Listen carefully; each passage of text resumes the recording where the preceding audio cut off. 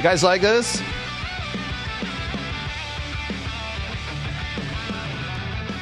There we go. All right.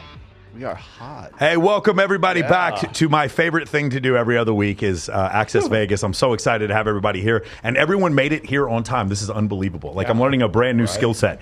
So here we go, guys. I'm going to go ahead and introduce our crew for this incredible show we have coming on. We have Miss, first off, she's a fitness and glam model from Tacoma, Washington. She is Miss Stephanie Long. Stephanie, how you doing? I'm good. Good to see you. There she is. Beautiful. We need the applause. Yes.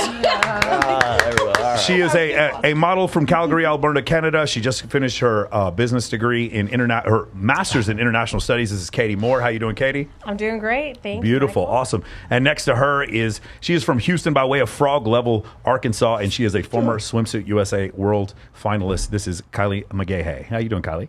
Hi. Hi. Awesome. Very nice. Also from Cleveland, Ohio. She's an exotic dancer and a model. This is Missy Lang Lewis. Did I get it right? Lang Lewis. I got it. Almost. 16th time. There we go. It's getting closer. From Atlanta. I learned how to spell that today. From Atlanta, Georgia. He's a very successful YouTuber, and he's a real estate hacker. This is Mr.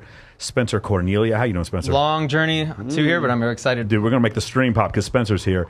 And then finally, she's an artist, and she's a model here in Las Vegas. This is Kirsten Scott. How you doing, Kirsten? Doing good? Awesome. You go closer. And my co-host today, he is the author of The Rational Male. He is the author of Rational Male Preventative Medicine. He's the author of Rational Male. What's the third one? Hold on. Positive Masculinity. Yeah. He's author of Rational Male Religion, and he's the author of The Player's Handbook. This is Mr. Rollo Tomasi. How you doing today, sir? Beautiful. Awesome. Glad to have everybody here. Canned Awesome. applause, please. Thank you. Very cool. Did you have something you wanted to open up on? No. I just wanted to start out by saying that the title of this show was actually inspired by Jedediah Beeler. Okay. Because you and I get into it all the time about can men and women be friends, and we'll get into that today. I'm sure once we get past. We'll get some announcements and things to talk about first. But I wanted to sort of help her out because she put out a tweet. I presume she's doing a show on this, and I think you would be actually the perfect person to go on that I plan show. on going there. I'm kind of hoping that this sort of sparks that. But she had a very long thread on Twitter, and people were just sort of chiming in, and I kind of wanted to open up with that at some point. So. Okay. Well, we can talk about that. Sure. But the thing I'm really nervous about is we're interviewing Mr. Richard Reeves tomorrow at 11 a.m. Yeah. So just incredible the fact. So Richard Reeves is he's a senior fellow at the Brookings Institute. Right. I mean, next to Dr. David Buss, probably the most important academician that I've had on my show. And he just finished a book called Of Boys and Men, which is a really, really interesting book. And basically, it comes from the idea that back in the 1970s, there was a lack of equality for opportunity for women, and so there's been laws that have been passed that have overcorrected in some cases. And look, for instance, 13%. Fewer women than men in 1975 were enrolled in college, and now it is 15% more women than men. 60% of universities students are female, and 68% of graduates are female. You are twice as likely as a white woman to get a master's degree than an African American man. So you're saying we've reached parity? Well, parity in some cases. The other thing is the idea of the wage gap. Only pretty much, so people often say this, 44 of the top of the Fortune 500 companies are run by women, but less than 1/1000th of 1% of the U.S. population are Fortune 500 CEOs. So the reality of the situation is when you get away from that top strata, there really isn't as much of a wage gap. In fact, in many cases, women are out earning men in several places because what happened was a lot of traditional masculine jobs, male jobs in construction, coal mining, things like that, they went away, and a lot of women moved into lawyers, doctors, accountants. No men, however, and moved in. OnlyFans. Yeah, exactly. But very few men moved into psychology, moved into medicine, or moved into education. And just out of curiosity, under the age of 30, a psychologist, what percentage do you think are men? Anybody want to take a guess? Oh God, I know. Anybody? Like 4%. For people? 4%. 4%. What do you think? I would think anybody under the age of 30 as a male would be a psychologist. Anybody else? You told me the other night. Yeah, it's 5%. Yeah. No way. 5% of psychologists are men under the age of 30. And I was going to say it's important that you understand that it's under 30. Yeah, because, under 30. Like over 30 is 30%. because they're going to be the ones teaching the class. Correct. Millennials. In the Right. future. That's The other thing I wanted to say is, let me ask you a question. You'll probably figure it out on your own. The number of female military pilots in the U.S., the number of male kindergarten teachers, which is a greater number? Kindergarten teachers. Pilots. No, it's pilots. Female. There are more female military pilots in the United States than there are male kindergarten teachers. One of my tenants is a female pilot. Yeah. I do not have any male kindergarten teachers, so that verifies that. There we go. data. That's verification. That's it. 100% I verification. know 2 female pilots. Yes, I know. I've flown when I was in the Air Force. I frequently would have a pilot and the co were both female. And then obviously for the Super Bowl, we had 4 aircraft that were nothing but piloted by females. So that's the thing that's happened. Again, we're not saying it's bad or good, but we're going to be discussing this with Professor Reeves tomorrow on the show. How some things have like gone all the way to the other side. The other thing is, like, for instance, if you're in hospice, if you're an older man and you're in hospice or whatever, you might want a male attendee to help you to the bathroom. You don't have that option. The vast majority of nurses are female, and they're men. We call them male nurses. You don't call them female lawyers, but you call them male nurses because they're such an exception. So these are just some of the things, the socioeconomic things that we're going to talk about. Okay, so just for the people playing the home game right now, Richard was on the Dr. Phil show with me. So he was on the opposite side of me, and he was the less annoying Brit that was on there. Right. Not Imran Ahmed. It was Richard Reeves. And I actually, when we were doing the show, when we were doing the build-up for the show, he was actually someone that I suggested to be on that panel. I'm actually, that was one of the good things I think that they did in that show. I really wanted to talk to him, but Dr. Phil was not the format to have that conversation. So I'm honored that he's decided that he wants to come. Yeah, I know, right? Wait, you saw the episode? You saw did you see the episode? I watched it. Yeah. What did you think about it? What did you think about it? Oh man, it's just it's such different sides of things, the way you approach things and the way that the guy on the show, like, he definitely understands, but he, there's a disconnect. They just don't. Well, yeah, I was going to say the disconnect. Yeah. But I think there's a lot of stuff that, like, people just simply don't want to acknowledge, and so there's a lot of stuff that I talked about on that show that doesn't make for good TV. Yeah. It's good for a podcast where you have time to sort of like express ideas and have this back and forth. But Mike told me, like, when I got back, I was all frustrated at that when we did the shoot for that back in November. Mike's like, it's just entertainment. It's all entertainment. Yeah. It's like, you're not gonna, you're frustrated because you're used to doing a podcast where you're like relating information back and forth all the time. That's not what Dr. Phil's about. It's entertainment. Well, I have something interesting. You just watched one of my full episodes, and you had an observation. What was the observation you had? Versus my clips.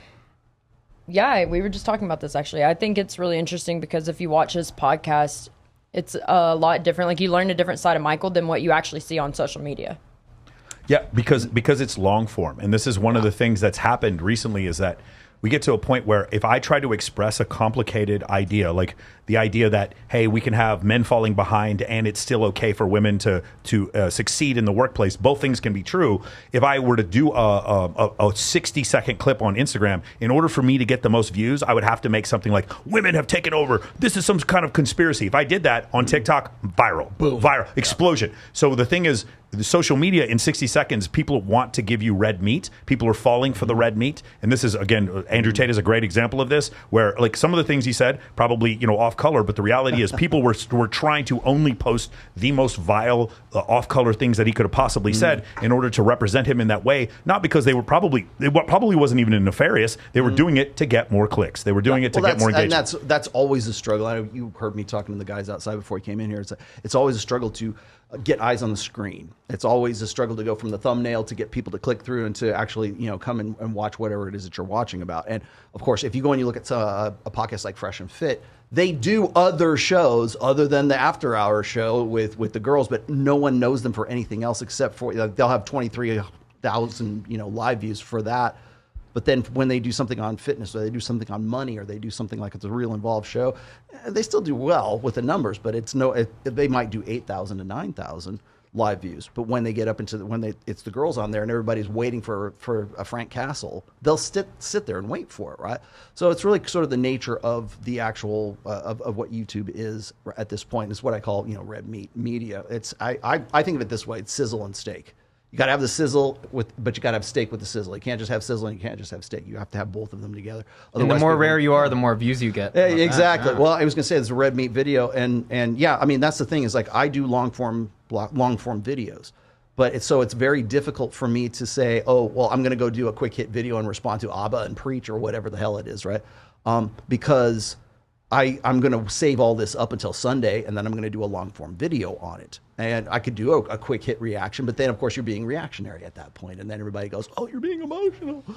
Yeah, I'm all for drama. yeah, well, that's drama Let's get sells. toxic. Right. Well, I mean, okay, so here's Yeah, where's Britney Spears at? so, and you know this, and for people who don't know what Spencer does, Spencer, you want to explain like what you do on your channel? Yeah, I like to call it unethical business practices. Probably the best way of putting it. Calling out fake gurus. Yeah, fake gurus mostly. Yeah, those are my favorite. You don't do videos. that as much as No, I'm trying to move away from that crowd, that audience. But yeah, and that probably that got what are your subs at right now? 483. So that's probably what got you up there, right? Like Yeah, how absolutely. How long have you been doing it? 2 years, pretty much. years. Since for being relevant, yeah, 2 years. Yeah. See, I said last show, it's like YouTube is like casino marketing, right? It's like there's no room for subtlety on a casino floor. For sure. It has to be red, it has to be on fire, and it has to have tits, and preferably red flaming tits. Yeah, I don't have the So- tits part, so Yeah. maybe I'm good looking enough Katie, to bring Katie, it. what you like that idea? Yeah, Red yeah. flaming tits? Tits sell. Yeah, They do. Sex sells, right? Maybe I need believe a it. co-host. Yeah. Maybe to fulfill that obligation. Yeah. Well, I mean, Okay, here we go. You have options. Hey, by the way, shout out to the almost 500 people that have joined us. We just started. Do you have any ugly chats yet? I love We have a few. not Yeah, yet. no, we Yeah. do. We already I have got one a guy couple. saying that Rolo and I need to put tape over our mouths. That's the first thing. here. there we Rolo, go. you got your first super chat from Church of Petrol. Just gave Yeah. you your first bit. Oh my god, I see Michael, it can I put too. tape on your mouth? you can for sure. God. Absolutely. Shout out to Spencer for his work on noted fresh and fit guest Derek. Am I allowed to say, Let's not. say that Let's word? not. I'm Let's not not. going to say that Let's word. not. Let's I need not. a nickname for him. Oh, and Big Mo's in the chat. Big up. Hey, shout Big out, ups to man. Big Mo, who we had last Shout out to Big Mo. We don't say. We're not going to say anyone. This is. I was saying somebody needs to start a YouTube channel on just all the legal actions Derek in the red pill community. Zoolander. Red pill like legal updates. A lot, Somebody needs to of, a do lot it. of grown men resorting to lawyers Yeah. instead of acting. Oh yeah, we're supposed to settle Why can't we like say it on that. wax? Isn't that like the 80s and 90s of hip hop? You settle it on wax? Well, yeah. Are those days over? We got to go to lawyers? I'm of the opinion that if you're not going to say names, then like why are you even like dancing around? I mean, unless you have legalities Yeah. involved in all of it too. I'm not afraid of anyone. I can speak about whatever I want. It's up to you guys. Your show. There you go. Go. What All right, rock and roll. what is the Rock and roll. what is the situation Yeah, you're in? what's So the let's make situation? let's There make you the go. stream Lawsuits pop. are very fun. Lawsuits are very fun. Yeah, Yeah. Someone got their feelings hurt. Very much got their feelings and hurt. that's what happened. Is he Yeah, pretty fat? much. Does he live in Brazil? No. Yeah, it is fun being friends with a guy that you guys have publicly gone after. Excoriated. Yeah. It's your I vocabulary. I find myself in the middle of a lot of beefs now in social media. Because I know a lot of people, so I find myself knowing both sides. Of the I almost argument. feel bad for Miguel and Charlie because like they're like kind of ancillary to like the red pill, and it's like there's like crossfire that they catch. There is more drama in the red pill community. Oh God. All these grown men getting so emotional over each other. So I don't get it. we're going too far here. Yeah. Steph, I'm just curious. Do you have any idea what red pill means or anything like that? Do you Is know what the that- manosphere? yeah. Do you have any idea? Do you know what intersexual? All the guys you've Godmother of the dated, manosphere right they over watch here. this Yeah. content. Do they? Yes. I don't know. It was a speculation. I don't think so. That's the best part of this show is like none of the girls know. No, I love it. don't anything know. about what Kirsten, we're do you have any idea? No. You have no idea. No, I looked at your book a little bit today and I saw how it talked about the red pill, but like I didn't go any deeper. Missy, So any idea? Have you okay ever to heard say people? no. Have you? I'm curious, Missy. Have you never seen Fresh and Fit? You never? Fresh and fit. No. They're Yeah, fun. yeah. No, Yeah. but I know like the whole like red pill thing. It's like the blue pill, the red pill. It's In the Matrix. Yeah, the Okay, so Matrix. that's- So that's what you know. Okay. When you take the red pill, you go on YouTube and yell at each other. I think That's exactly right. Oh God. You know what's funny is like we get so wrapped Yeah. up in the manosphere stuff and the drama and Yeah. everything else. And it's like most people don't even know what the hell it is. They don't. So let's have Katie, Okay. Katie right here, who just finished her master's degree in international business. What is the red pill? Honestly, I only know from like getting to know you. I don't think I could give you a proper definition. Yeah, Katie, Kylie, what do you think? I would be able to God. give a proper definition, but I can give like an explanation of what you have explained to me. Okay, go ahead. Just weird guys. Incels. Weird. No, I would say Kidding. more like traditional valued thinkers, Interesting. right? Okay. Yeah, I think that's the Traditional valued I think the thinkers. I think that's prescription how I side of would it is that. describe it. So Yeah. the thing is, it's like a puff of smoke. I don't think there's a way to clearly define it. There's no membership card for it. I don't think anyone can be red pill. I think you can be red pill aware. I think that's the thing. that I like. Yeah. So what it is this concept of when you grow up, you come. And by the way, red pill doesn't just deal with dating. Like for instance, the idea of just saving all your money and letting inflation eat up your money. That's red pill awareness. The understanding of how money works, the understanding of how the world really works versus the way that ABC and Disney tell you the world works. The difference between those two things is red pill and blue pill. Does that make sense? Yeah. The idea of like for men are taught at very young ages to be super vulnerable. Now they're taught to not be masculine. Indoctrinated. Exactly. Indoctrinated to not be masculine, right? Again, this is a funny thing. Like I was pointing this out the other day. When I see Tekashi 6ix9ine snitching to the feds, it's not confusing to me. He looks like a guy who would snitch to the feds. What's confusing to me is how he's still alive. Do you understand? This society has changed and become so incredibly soft. Not that I'm going to do anything to Tekashi 6ix9ine, but the point is, like, this is how the world has changed. In 1985, if you had done something like that, you would be long since dead. Well, to be fair, he doesn't stick out at all. I mean, could you pick him out of a crowd? Yeah, they must have a hard time aiming. I don't know. The multicolored hair. But that's the thing that we see. Like also, Yeah, no, I know. yeah, He's the rapper. yeah. The Fifi. other issue. The only song Fifi. that I know. The other issue is like the idea of like if I'm a guy and I'm trying to teach men to level up and Megan Fox is dating a dude in a pink dress, it's kind of difficult and confusing to like say again. By the way, absolutely no shame to anybody who has that proclivity or is homosexual. I'm not trying to knock on anybody for doing that, but like like if Megan Fox is who you want and the guy Megan Fox is wearing midriff shirts and a pink dress, He's very emotional on TV shows too. And It's cute. Can we go around? Yeah. Do you think that Machine Gun Kelly is attractive? Oh, hell no. Do you think he's attractive? It's weird. No, you wouldn't date him. Really, Katie? You don't think he's would attractive? swipe That's very left or surprising to me. Right on him. Katie does seem like a Machine Gun Kelly. Girl, you do seem like that. Okay, here's the thing. Maybe beforehand, before he like Went all weird. Yeah. Mm-hmm. When he was just doing the rap stuff, and before he got, He was in that movie Bird Box. Do you remember that? There you go. He was. I actually He was? enjoyed him in the movie. Yeah. I liked Yeah, it. he was one- before he got into, He stole like, the car. emo Like they punk ran. stuff. The girl ran away. Yeah. Is that him? That was him. There's a pre-Eminem and Anything like post-Eminem, him. so it sounds like you're into the pre-Eminem. Same thing. Yep, gotcha. Steph, what do you think? Yeah, What do you think? Hot? Not What? a chance. You don't think he's chance. attractive? No? No. Do I think he's attractive? Yeah. Would you get with him? Would you swipe right or left on him? He is the wrong color for me. All right, now you're right. Got it. Definitely get into that. We're getting into dating preferences pretty early. Nice. Kirsten, Let me introduce you to Yes. my good friend Fresh. do you think he's attractive? Yeah. Yeah, for sure. So Yeah, you he's think hot. he's why is he attractive? Because he's just like this little like rock star dude. Like I don't know, I like it. I like the cute like earrings You're an and the artist, haircut too. and everything. And I I'm think that's right. it. Yeah. It's a Emphasis emo- on the word little. Yeah. Oh my god, That's he's interesting. weird. I like the reason it. I ask is because I get this question all the time. Yeah. How come these little emo guys, they're not masculine at all? How come Yeah. they get these girls and they're just falling all over them? I go, well, first of all, it's fame involved. In Yes, it. so There's that status is the involved. answer. Yeah. Number the one. game, And then there's also completely. creative intelligence, too. It's, Yeah. it's a selected for thing. Well, there's another part. So, for instance, if a guy comes, so men are taught to be exceptionally vulnerable. There's nothing wrong with being vulnerable when a woman is attracted to you, but before she's attracted to you, you look like a fucking homeless person. Like when you go up, Yes, please. when you go up, like you Uh-huh. dance. When a guy comes up to you and he's like telling you all his problems, that doesn't make him more attractive to you. When homeless people, what they walk up to you and like, oh man, I'm going through all this and this and this, like, hey man, here's some money, whatever, and you walk. But Get the fuck away from me is what you're like. I mean, But if- people have paid me to be their therapist. yeah, exactly. That's totally fine. Right, but you Like, I don't mind, right, but as long but as- they're paying you. You don't find them more attractive because you're their No, therapist. I'm a fucking therapist. Right. So, but going back to what you said before, if Elon Musk comes to me and he goes, "Man, I'm just having this real tough problem with SpaceX doing this," I would listen. Be like, "Yes, Mr. Musk. What do you need? How can I help you?" So you cannot. So when you're vulnerable, you're giving value. You cannot give value unless you have value. It is okay for Machine Gun Kelly to be vulnerable because Machine Gun Kelly is more famous than all of us combined. If the people watching the show who are confused and like, oh, I want a girl like Megan Fox, I'm going to go dress in pink dresses. You're a fucking weirdo in a pink dress. Machine Gun Kelly is dating Megan Fox. This is the difference. Okay, So this but is- does anybody feel like it was like celebrities will do things sometimes, and I don't think it's real. I think it's No, completely because- set no, up because and they're fake all so being that they can controlled. get more like clout, like You and mean more like our- more attention attention? drawn to them because they've been out of the limelight You don't for a think while. that Megan Fox was fucking Machine Gun Kelly? I'm not saying Oh, I that. think I'm just Megan saying, Fox- I'm not saying that. I'm saying that I don't think that think it's Machine set. Gun Kelly wasn't always like this. Is what I I'm think trying to say. Machine So, Gun- like, I think where did Megan this Fox- come from? And then yeah. how? Like, I'm just saying that it's just so random and weird. And no, like Megan Fox does not look like she would be interested.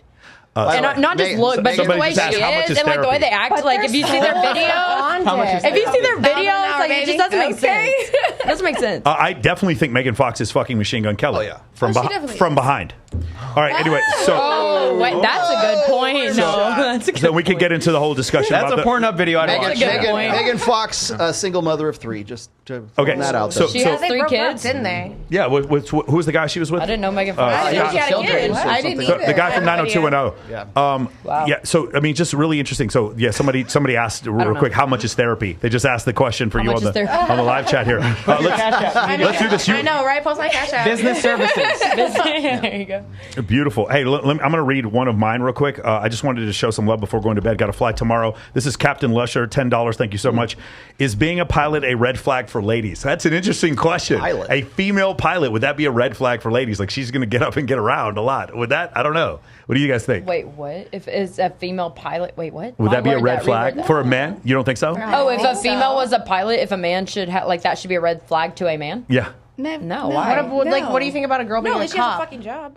And you get perks from it. Yeah. Yeah, you fly for free. Yeah. like that. That Cop, means- like that cop in Tennessee. Look, Oh, Michael. okay. Michael, that means she would be very experienced in the cockpit. I don't know. She'd be experienced in the She had cockpit. her a Just time. saying. Yeah. I'm supposed There to you ask go. you about Thank you, that. Dad. Thank you, Dad. I need to know the difference between a cockpit and a flight deck. Yeah, it's a flight. By the way, it's called guys. It's called a flight deck now. We don't call it a cockpit anymore in the Air Force. Yeah, Why not? we don't. We're not allowed to do that. I was anymore. supposed to ask you that. Somebody asked me that on my show last Sunday.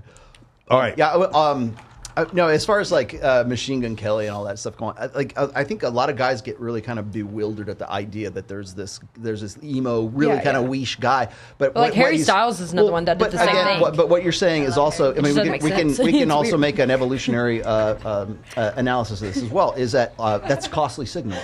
So Yeah. what it says is like, I am so fucking paid and I am so on top of my game that I can wear a fucking tutu and a pink dress and everything, and people will still think I'm hot. Real quick, is there any way to track attraction when someone walks in a room? Like, is it a heartbeat? Do you think like the raised heart? Because my question is, I think it's eyes. Where do eyes? So Where do here's my eyes question. go to? Here's what I find fascinating is the difference between what Right? people say they're attracted to and what they Yes. actually are. Oh, yeah. And so if we could put something on your body when you're like, oh, Machine Gun Kelly, not that attractive, but he walks in the room and you guys are like deep down, you're like, I don't think I if would there's know a way him to if he walked track. into a room. I don't think That I would be at all. fascinating to see words versus the behavior. of the There person. are some experiments that are done Sure. that, Okay. that are done for Dr. that. Meredith That's rule Chivers has number done one. Yes. stuff like that before. Yeah, they've done Rule it number for one. men and women, but it has to do with like literally like penile arousal, like and heart rate and stuff like It's called that. a plesmograph. or Yeah, that's what it something is, like yeah. that. Wait, They wait, put wait. What a about register in your like pheromones and cooter. stuff? Well, pheromones are not an accurate way of depicting attraction, though.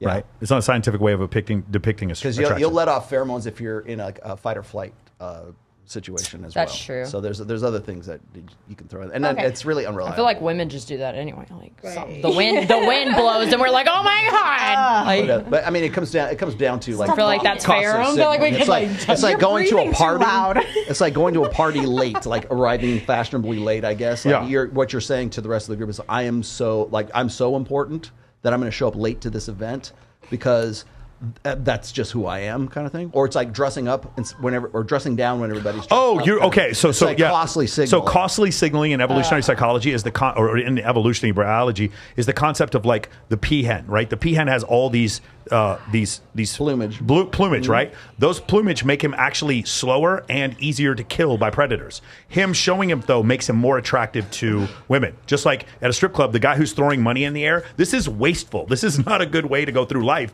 But other people see this individual has such an excess of resources. Him throwing money in the air makes So you're him saying look. that Machine Gun Kelly is a peacock. Yeah, I mean, of course. I mean, I think looks that's. like it. I think that looks. And by the way, I don't care what anybody says. It's still tricking, even if you got it. Yeah. Sorry, nobody. Okay, sorry. got it. No, you guys are 12 years old. I got it. You guys are 12. It's a song. Sometimes the It's a jokes song. just aren't funny. It's a song. Yeah, I agree. That's beautiful. All right, so another thing I do want to talk about is a couple days ago, kind of a serious situation where Coconut Kitty 143 took her own life. For those of you who don't know who Coconut Kitty is, she is a girl on OnlyFans and on Instagram who became incredibly famous. She was a pretty girl in her own right, but she became incredibly famous for taking Face App and then putting the young girl filter over her face.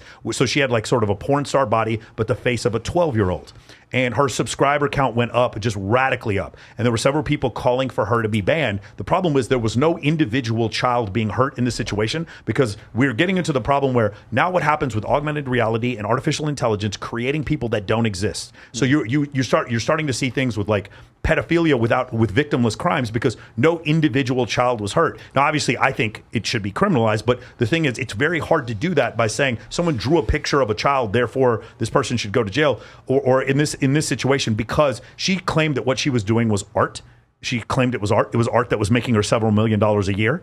And then, for whatever reason, and I'm not sure why, she left a note at the end. What apparently seems like it's going on, and this is just my interpretation, I don't know this to be true, but after seeing all the pedophiles that were following her, I think she had enough and took her own life. I think she came to the realization of like how much she was contributing to this thing that was so terrible. Now, I could be wrong, but that's what it seemed like from the note. That was my interpretation of the note that I read before she took her own life. I'll tell you, I was only peripherally aware of her until like. Well, I knew about her because of Tristan Tate. Yeah, she's friends with Tristan Tate. Say, yeah, that was the connection. Right? Yeah, so apparently she was hanging out with Tristan Tate one night. She slipped, fell, hit her head.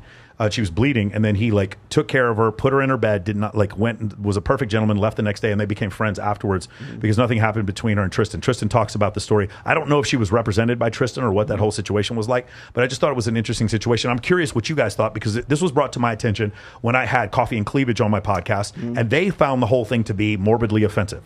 The idea that a girl is pretending to be a 12-year-old, but she has large fake breasts, pretending to be a 12-year-old and using that in order to get subscribers on OnlyFans. What do you guys think? I think this is disgusting. I don't want to talk about it. Honestly, me either, because Can we talk about Machine Gun Kelly?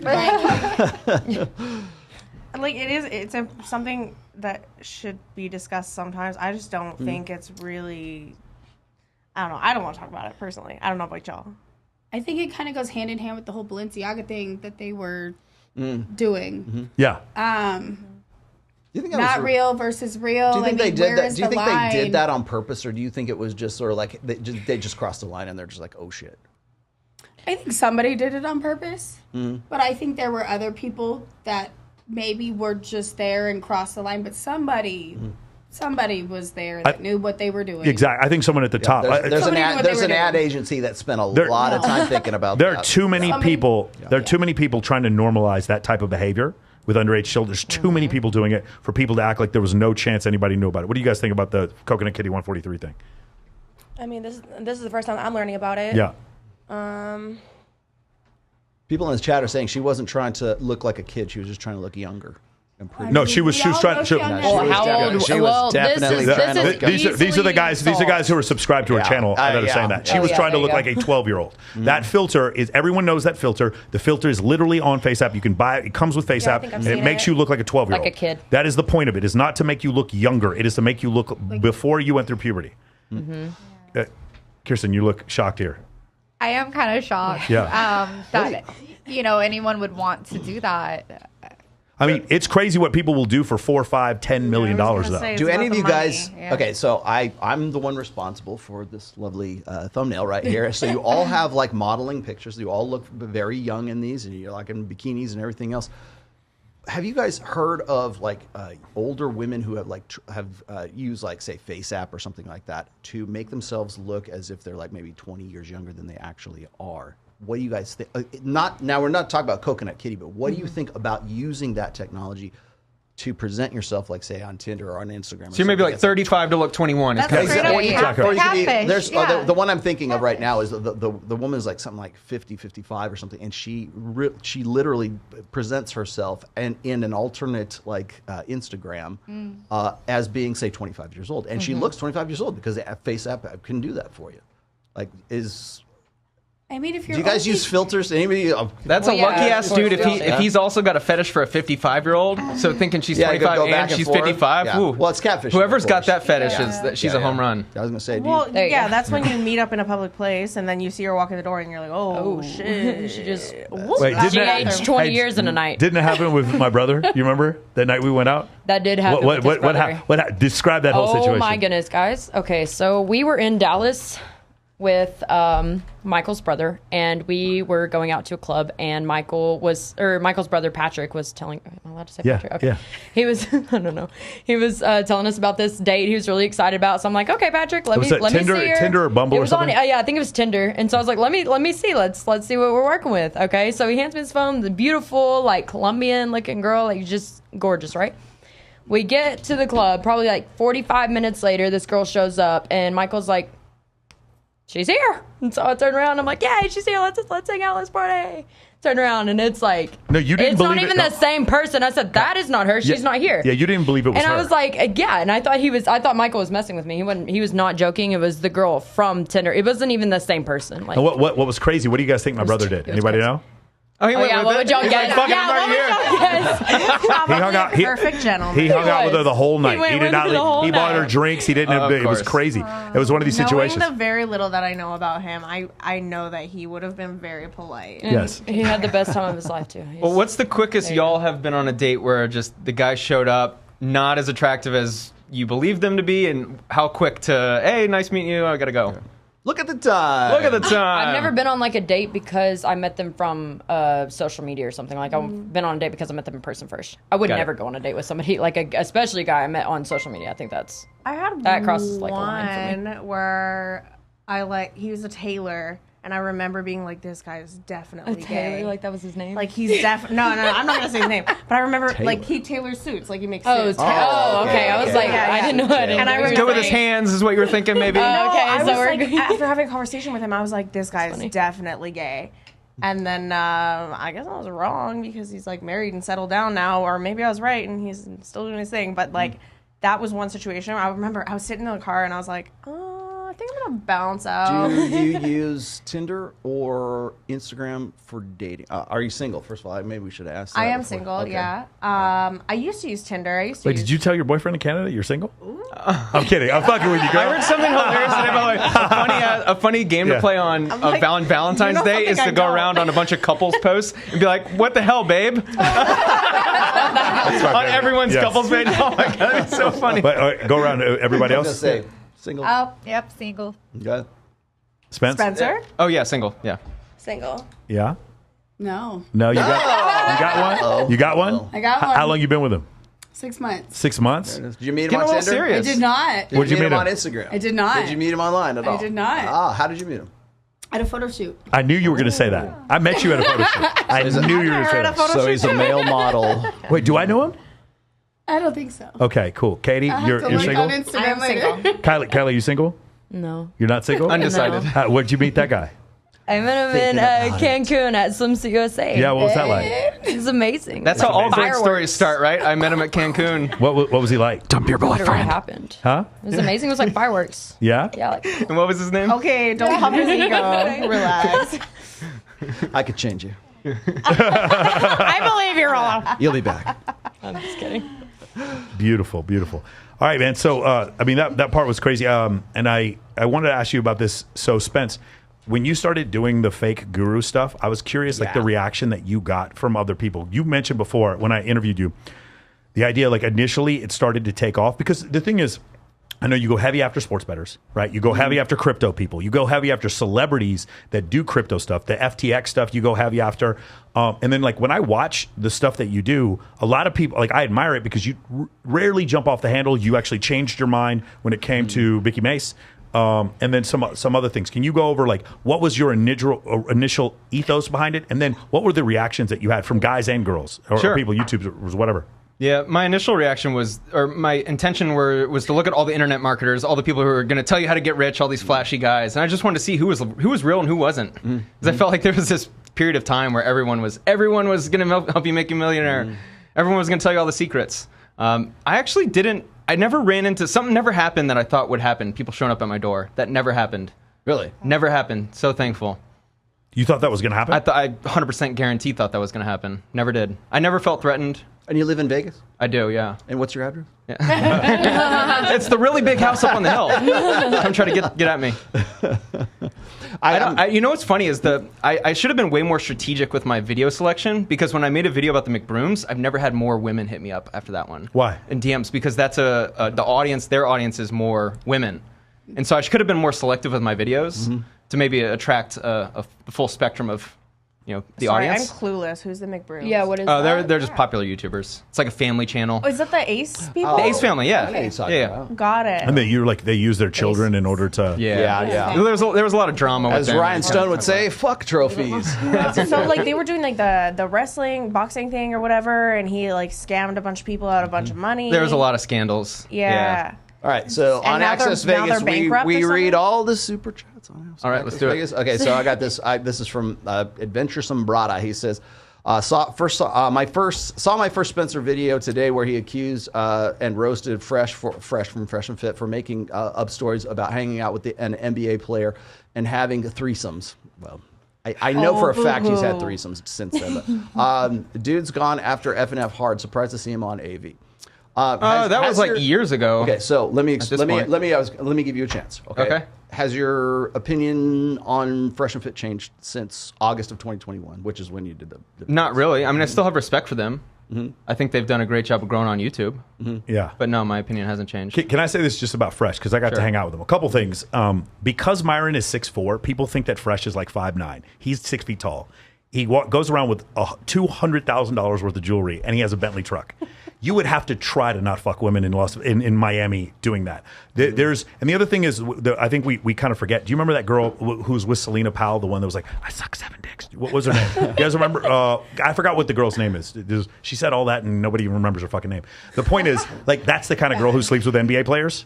It's not like the top of the top. These guys are just like hooking up with groupies. I'm not trying to say this. I'm not even specifically saying this is what Fresh is doing. I'm saying I think there was a lot of context lost when he made that video. I wouldn't have made the video, but I think after meeting him, I was like, okay, I get it now. Because every club we went to, the dude knew every single person in Miami. Very connected. And he pulled up in a Bentley truck. Like, The problem with YouTube is when you're discussing a topic, like, I'm an incredibly nuanced guy that I could discuss things for hours, and so when you only see 10 minutes, it's people extrapolate your belief system. I have nothing against these guys. Like, they're probably pretty cool guys, pretty nice. Yeah. But like when you do something clownish and I don't like it, like I'm gonna call it out. And I know they tried to get my Instagram taken down, so like I'm gonna call that out. Yeah, I was going to say, and they went through that sort of period where they were putting out like copyright. And look, I thought they handled everything pretty well. The thing is like everybody was doing that back.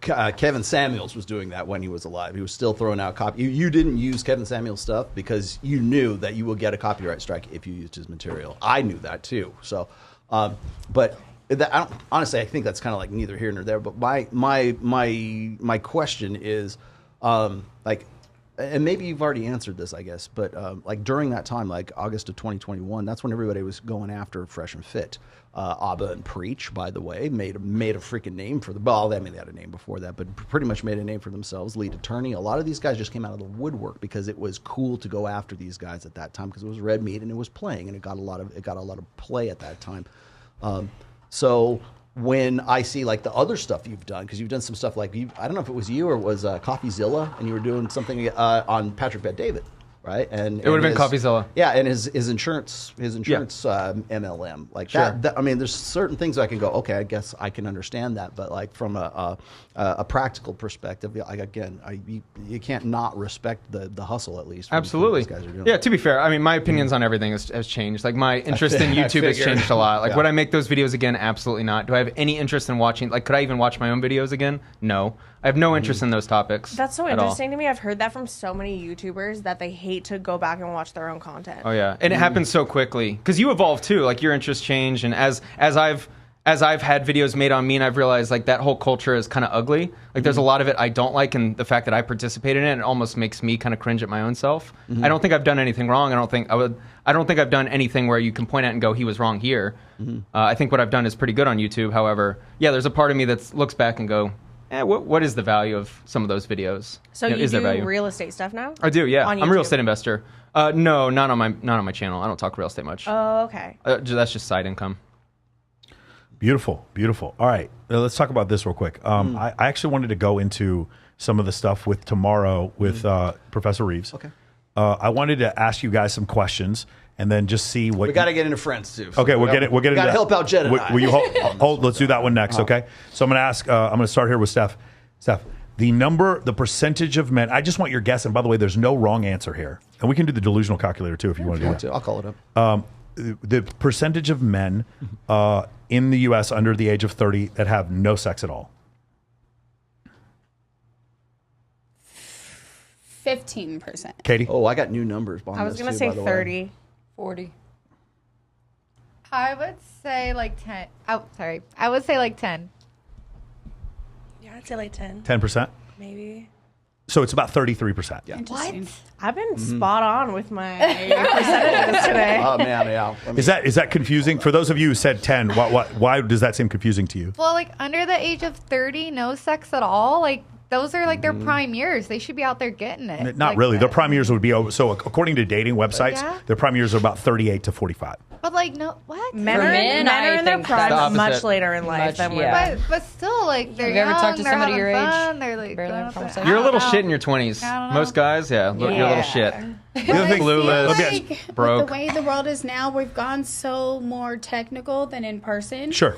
So That makes sense. I feel like maybe before, Merch.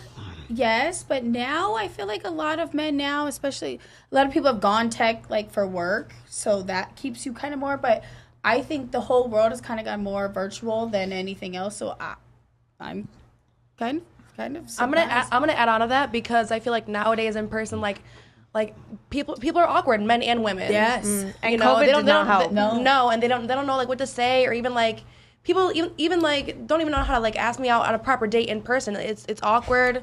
I'm telling you, it's the weirdest shit. Or just even eye contact. You're having a conversation with No, somebody. and they'll they can't even just- keep eye contact. That I just- so when you Yeah, guys 'cause are I just going think- in a shield, you know what I mean? I just think Like, as a dancer, you're in a unique position to talk about this, Yes, about literally. about I how. have to force it. I have Yes. to force conversations with these men. Hey, how are you? I have to do everything, you know, and like it's. you feel like the therapist?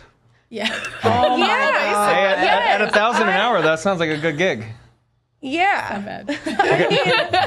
Okay, so going back to what you said, There's a you- reason I asked that, but go ahead. You are 100% right. So what happened was it was about, I want to say 15, 16% in 2008 and went up to 33%. Why did it go up there? Because of the iPhone, and you see like this hockey stick where it goes up. It is the Facebook app on the iPhone that triggers this. What happens is now I am being made fun of anonymously, and I am dealing with the opposite sex anonymously or virtually, and nothing become like there's just something to when I was in junior high and we walked outside during recess and there was about to be a fight. And you just knew there was going to be a fight. You could just feel it. It was fun. But you knew there was going to be a fight, and that you lose all of that. Now, I'm not saying get into a fight. What I'm saying is there's this spidey sense. There's this evolutionary sense that you have. Violence is about to occur. I'm alert.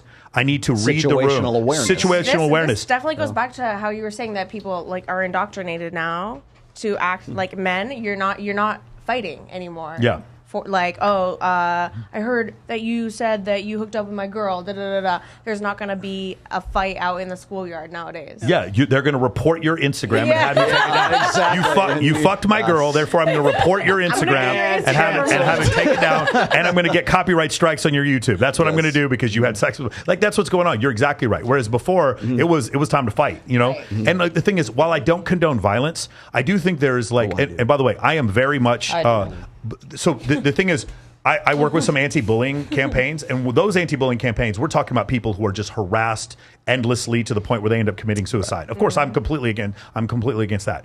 Dudes on the football team, when you're a freshman and the seniors make you carry their pads, that's not fucking bullying. That is not bullying. There's a certain normal level of physical interaction. If you ever watch other mammals, like gorillas or cats or whatever, there's a hierarchy. We call it seniority. But they're also teaching the young, hey, get used to quick violence. Get used to the thing changing, and then start having some alertness and awareness. You'll develop faster, quick twitch muscles. First You thing I become more did when I aware. met this guy, we started fucking with each other. Yeah, for sure. Exactly right. There's a certain necessity for that, and then the problem is sometimes I'll meet guys that are younger, and I'll make a joke about them, and they'll take it so personally, and then later come to me and goes, "Dude, I thought you hated me," and I was like, "No, dude, I was just joking. I don't like." And that's the problem that happens for women. You guys don't have this problem. You want to know why? Anybody know? Because we're women. We're already that way. No, because for two reasons. Number one, evolutionarily, you are more akin to reading facial expressions and being able to tell the hierarchy in a room because it's an evolutionary adaptation. And number two, you are approached more between the time you go through puberty and you're 21 than I will be approached in my entire life.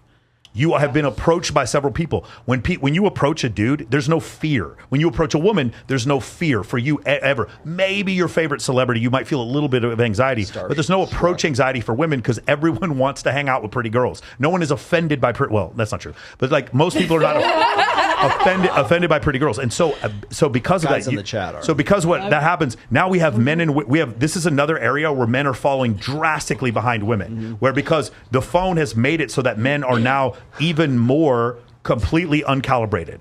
Right, because they're not having interactions. Let me read this out here. The reason why I wanted to get into this topic today was there was a new article that was off of The Hill, and this has been making the rounds on Twitter recently. It says most young men are single, most young women are not. I saw that. More than 60% of young men are single, nearly twice the rate of unattached young women, signaling a larger breakdown in the social, romantic, and sexual life of the American male. Men in their 20s are more likely than women in their 20s to be romantically uninvolved, sexually dormant, friendless, and lonely. They stand at the vanguard of an epidemic of declining marriage, sexuality, and relationships that afflicts all of young America.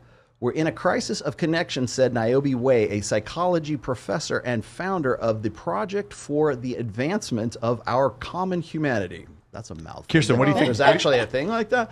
And then let me keep going. Put that in layman's terms. Disconnection. Okay, here's your layman's terms. Disconnection from ourselves and disconnection from each other, and it's getting worse. In a worst case scenario, the young man's social disconnection can have tragic consequences. Okay, they go through the incel thing here. Society. Okay, here's it. What was that first stat? Half as many. So it's like 60. Okay, women now collect 60% of bachelor's degrees.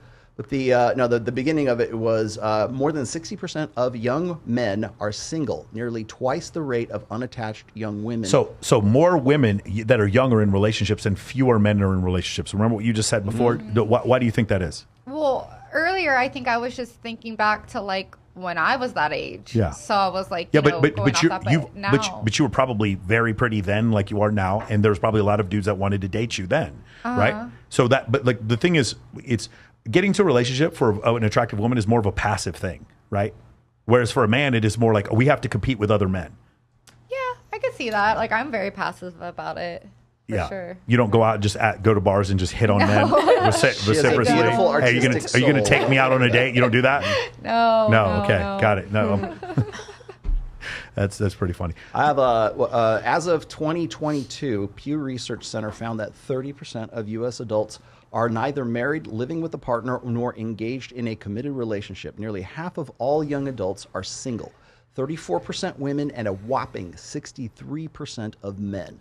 Not surprisingly, the decline in relationship marches astride with a decline in sex.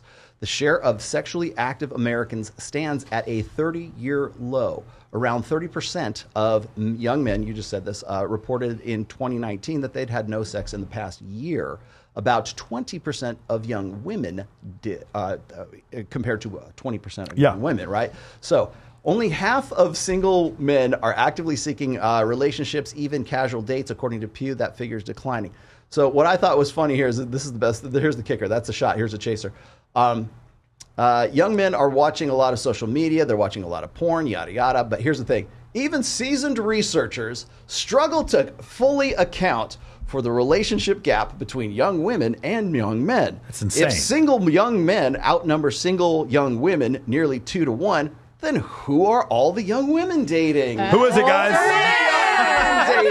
It's funny. All the women said older men at the same time. That was insane. And somehow this Pew researcher can't figure this out. Seasoned researchers struggle to figure this out. There's a book called Dataclysm that kind of points this out. You can actually just look this research up. For women, the most right swipes you get on dating apps. For men, the most right swipes you get on dating apps. Steph, what years do you think it is for women? It's a line. It goes like this. What do you think those years are for women that get the most right swipes? I think for women, it's probably younger men. No. What years of women were the peak right swipes? Oh man. I don't even know. I don't right or left swipe, so I have no idea. Which do you think men pick? I think men pick older women. Really? It's to a certain point. I think some men are looking for the same thing that women are looking for. They want women are looking for an older man to take care of them or to show them things. That's pretty common. I think some men are now, with the way life is now, I think men are kind of leaning more So older, that way as well. more experienced women. More experienced women. I think the older men are looking for younger women, Got but it. I think the younger men are looking for older, more experienced, maybe Really? more wealthy Okay. women. Let's talk about that. No, show, I think I get. I think I get what No. she's saying. I think, like that younger men just kind of they're They like. see how women are moving. They see how Yeah. women are And they don't catching like it. older men, and So they women see that are- one person that's like has their like shit together in a sense, women and then are they're like, benefiting "Yep, from it. that's it." So they're You think yeah. men are I agree with picking that. I women agree based with- on having their shit together? Yes. I think no, like young men, yeah, because young men, yeah, kind of, Yes. because they always are the ones that they're going to be the 'cause they first don't ones wanna to walk up work. to you and be like, People are looking "You're for fake because you have yes. fake boobs." Like I'm going to hear No, it hold. from somebody my age before anybody those- else, and then babe, they're going babe, to trash babe, on you. babe, those men are- just trash on you. Babe, those men are just losers. They're not getting with you or well, older yeah, women. doy, but like I'm just saying that I think that Kate- I kind of get what she's saying. Katie, I think what I do you get think that about this? mindset. If going back to the age, I know it's between 18 and 25. Okay, cool. What do you think? The women get the most right swipes. What age? Oh. I mean, I think it's younger women. I don't know. What do you think, Kirsten? I'll go with younger too, just because every guy always thinks I'm way younger than I am. If you had to give a 4-year age range. You should do not complain about that. I mean, that's you know, that's a but good then I'll thing. have all these young guys hitting on me all the time, and I'm like, Okay.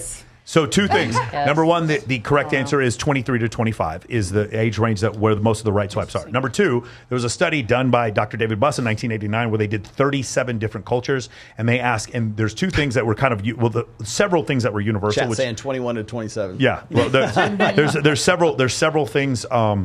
That were universal amongst all these cultures. Remember, these are Yanomamo tribe members. These are people who live in the Andes Mountains. These are people who live in Asia, people who live in Europe, people who live in North America.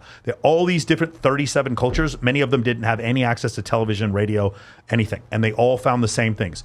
Women prefer men taller than them. Women prefer men with a 1.65 to 1 shoulder to waist ratio. Men prefer women with a 0.72 hip to waist ratio. Men care way more about a woman's virginity or body count than women care about men's. These are all across the board, and men in all 37 cultures preferred younger women. Younger men preferred younger women. Middle-aged men preferred younger women. 90-year-old guys Older preferred men younger. preferred younger women. Dr. 15-year-old kids.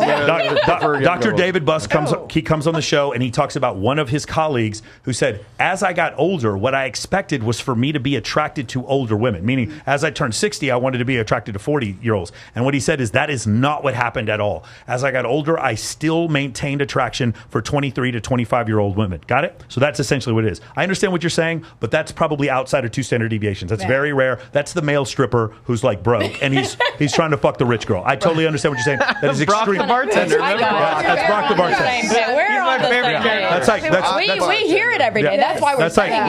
That's like maybe 3% of the we're population. saying Go it. ahead. I said to Spencer get that it. show MILF Island. Yeah. Oh, yeah. That's Oh, super we popular can, now. we can go there. Yeah. All heard of that. those Yeah. guys on that show, like they obviously have mommy issues, Yeah. first of all. And they're all. And now they're trying literally to, because they are their moms. And, Yeah, and then they're- and credit issues, obviously, bankruptcy they're issues. trying to date people that are their mother's age or older. Yeah.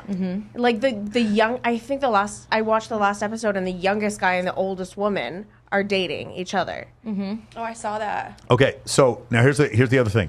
And he's like the ultimate fuckboy. He's so cringy. I loved how like Megyn Kelly was giving Leonardo DiCaprio so much shit about dating a 19-year-old, and then literally the next the commercial is for MILF Island. Get the fuck out of here, Megyn Kelly. Okay, so now the second thing. Men, they get the most right swipes at what age? What do you think? I think for women, probably older. I'm gonna go with 33 to 50. Nice. That's Katie. good. Katie. Nice. yeah, I'm gonna say 30 and up, Okay. 35 but not to like 50. old. 35 to 50? Yeah, I would say like 30. I mean, I'm just talking for myself. But I mean, Yes. I would say like 33 to 45. I'll go with the same that the girls are saying. The same thing. 35 to 50. It is 38 to 44. That is the age range. So again, this is pretty much, so as men, we have to become a thing. Does that make sense? Men must become. Men must become like the thing. I am the sum of my physique, my personality, the money I make, the connections I make. All these things come together to make up who I am. For some men, it's their personality leads. For other men, it's their fucking Lamborghini. Like, is there a face filter for men to be older? Yeah, there is. Oh, there is. There is. Yeah. So it's exactly the same part of shocking, isn't it? when you go to Face App, it's the same I thing. hate all this shit. I hate all these fucking face apps and shit. I hate it all. When you go on Face App, it's the same place where you find the young filter. Right next to it's the old filter. I don't even know how these things work. I don't, Yeah. I don't always use this say stuff. like, oh, I love a bit of salt and pepper. Da, da, da. Yeah, at no point when I started growing gray hair, did women say that's gross. Never did at any point. Oh yeah, and a woman gets gray hair, she's immediately she's not taking care Forgotten of herself. about. Canceled. Well, they call the Gone. store Forever 21, not Forever 41. I was in there the other day, and I was like, Well, what is going on you know, here? I don't like any of these clothes. It is a little problematic to me, a little bit. There could be like a problem with this. It's like What's the problem? Tell me the problem. If you're with your girl or whatever, and then she starts getting older, like, are you just gonna ditch her and then just go to this girl because like she's not this girl anymore? Or what? How does that work? That's what girls think, but guys don't think that way, Katie. I don't think that way. It's like girls, yeah. Yeah, we so agree, the math really doesn't play that out. The math. So how does that work? The math doesn't really play that out. 78% of divorces are initiated by women. So it's generally not that's what happens. My theory is that men fall in love and it's like forever. Yeah. That's my theory. Men don't fall in love until after you leave them. I don't think Facts.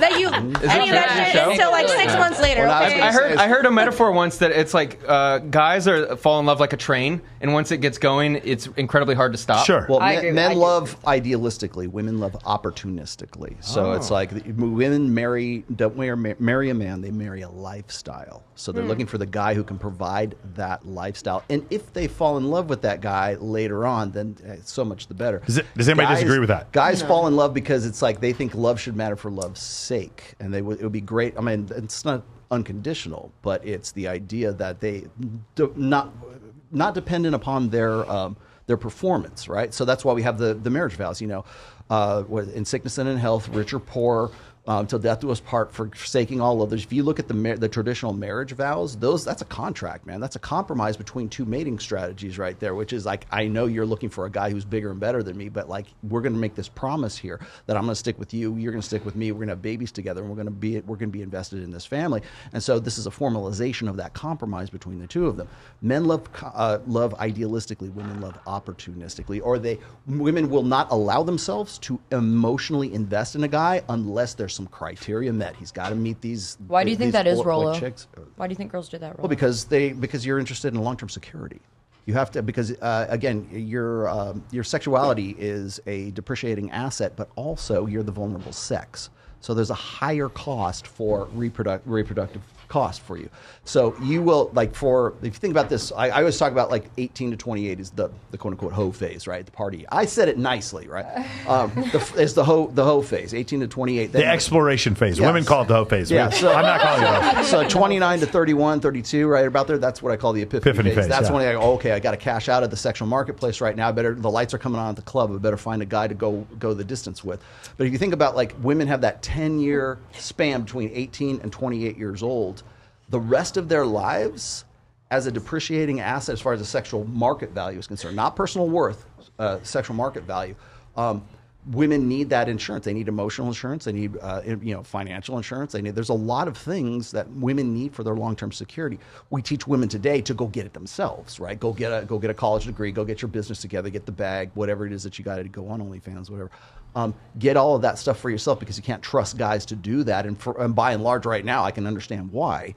But there was the idea of you have 10 years to sort of like this 10-year window in a lifespan that's going to be like, 90 years or so? So the next, going on until you die of old age or whatever, idealistically, you need more in terms of long-term security than you have 10 years to acquire that and consolidate on that long-term security. That's why. So from an evolutionary standpoint, when a man and a woman have children together, the unconditional love from the woman is reserved for The kids. the kids. Yeah, she will always choose her kids. Okay, so you guys understand that, right? That is a My feature. babies come first. That is a feature. Always. That is a feature, not a bug of evolutionary psychology. If it wasn't that way, when we were going through different survival scenarios throughout our anthropological record, we would have serious issues. Like if women were consistently choosing the man over the child, we would have extinct. It would have been the Neanderthals would be sitting here now, not us. Okay, so that's what would happen. So that means conditional love is reserved for the husband. And this is, a lot of women find this very offensive when I say this, but the reality situation is love for a man is conditional. It is. There are things that women he'll lose his job, he'll get overweight, these weird things will happen, and she'll always say, we grew apart. You didn't grow apart. What happened is he did not maintain his end of the bargain, and so because of that, he got out. That again, 78%. It's not men leaving women. It is 78% of divorces are initiated by women. And once a man is divorced and he's in his 40s or 50s, he's 9 times as likely to commit suicide. That's essentially what happens, which is where we get to this ultimate problem and why Sapphire is or the Rhino or CH3 is packed every night because of that phenomenon, right? In other countries, like Middle Eastern countries, you see there's not this manifestation of OnlyFans, pornography, Instagram, and strip clubs. And so these men strap dynamite to their chest. And this is where, like, you have this incredible polygynous society where you have a few men up at the top that have multiple wives and several men at the bottom that have no chance. So you see this in India, you see this in some Middle Eastern countries where these men are just not worthy of sex with anyone. And so because they're left behind, the idea of having surplus Yellowed men, pearls. guys, the percentage of men throughout history that have had children. Take a guess. What do you think? Percentage of men in the world? Percentage of men throughout history that have had children. children. 70%. Cool. Katie? Speak into them. I don't know. I Right. By the way, just so you know, there's been Mm-hmm. about 110 billion humans that have ever lived on the planet. This is there's- a very hard statistic. I don't know. What's your first reaction? able to be a Just straight to the mind. 80%. 80%. What do you think? I think Me? it's probably Percentage different of now. men throughout history that have had children. I have no idea. Okay. I'm sorry. Missy. Percentage of men that have had children throughout history. I would have to say maybe you said. Well, sorry, what was the question? The percentage. A little lit right now. Right. There's been about 55 million men who have ever lived. The percentage of them that have ever had children. That have, okay, I would say like 70, 80. 55 billion. Sorry. 70, 80. What do you think, Kirsten? I want to say the same, like 70, 80. Cool. It's about 25% of men who have ever lived. That have had children. That have had children. Then how Yes. do we Nowadays, it's so rare to even meet a man that doesn't have kids. Right, Why do we have but so many again, people? we're at 300,000. makes sense. Because 300,000 years. Again, what's happened recently since like the 1600s, or since the Catholic Church and Islam and some other things, some other institutions that encourage monogamy. Monogamy allows for low status men to have at least one wife. When you live in a polygynous situation, you get a few men up at the top that have sex with multiple partners and several men at the bottom that have none. Genghis Khan, Ishmael the Bloodthirsty, Muhammad the Bloodthirsty. People like that have harems. Buddha, what's his first Antonio name? Cromartie. Antonio Cromartie, there you yes, go. exactly. That have multiple children. Today, you're correct. The percentage of men that have had children is much higher than 25%. But throughout history, we've had this thing called surplus men, and we're getting back to the surplus men.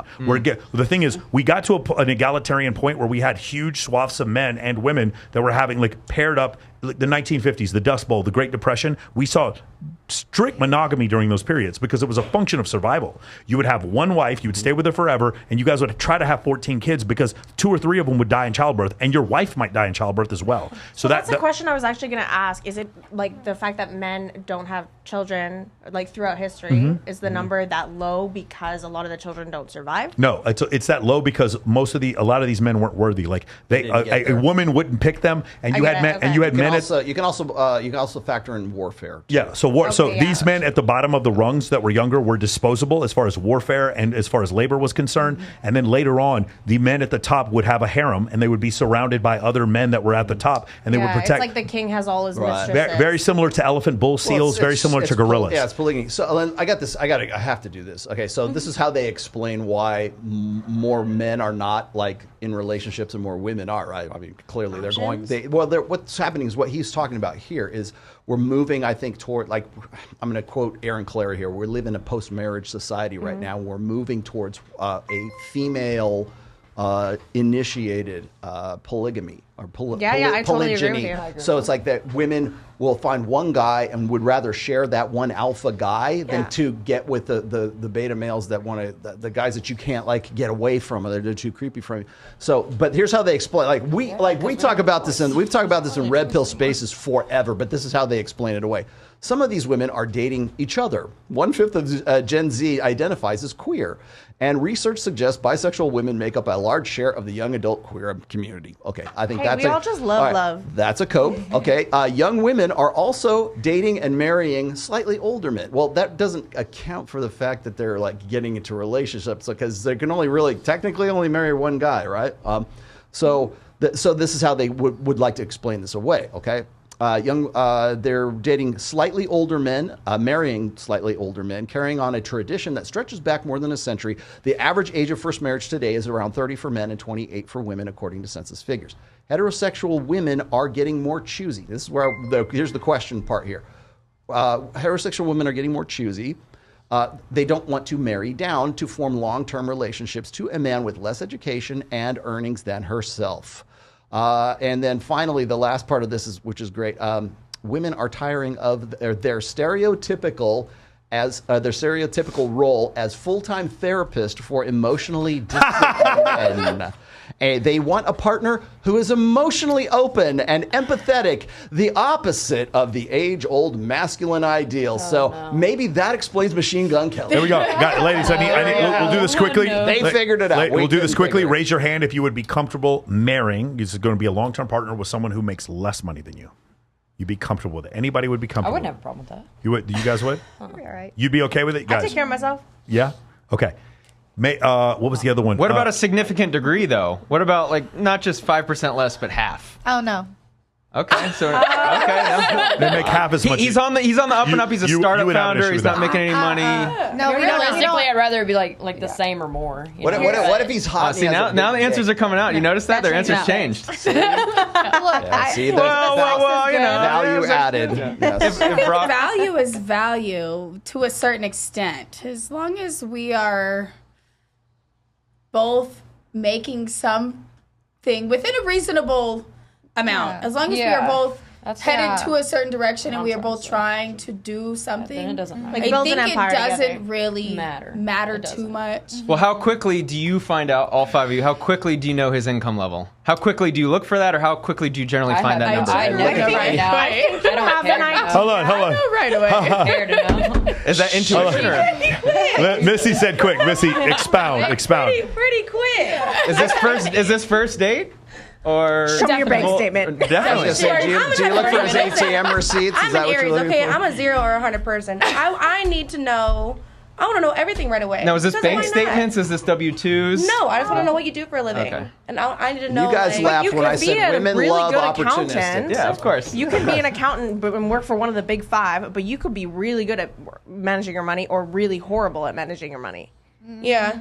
You could be spending all your money on cocaine and strippers. It's true. No, she's not That's what she's hoping. I'm not going to complain, but I mean, eventually that money runs out. You know what I mean? But, yeah. And after the cocaine wears off, you need a therapist. So you double that. This is called This is called vertical integration. That's what we call this in economics. This is vertical integration. All right, so let me monetize two different ways. Let me ask the ladies this. Okay, would you lower your standards if the guy was lacking in like money, muscles, or game. Let's just say, like in this case, we're talking about money right here.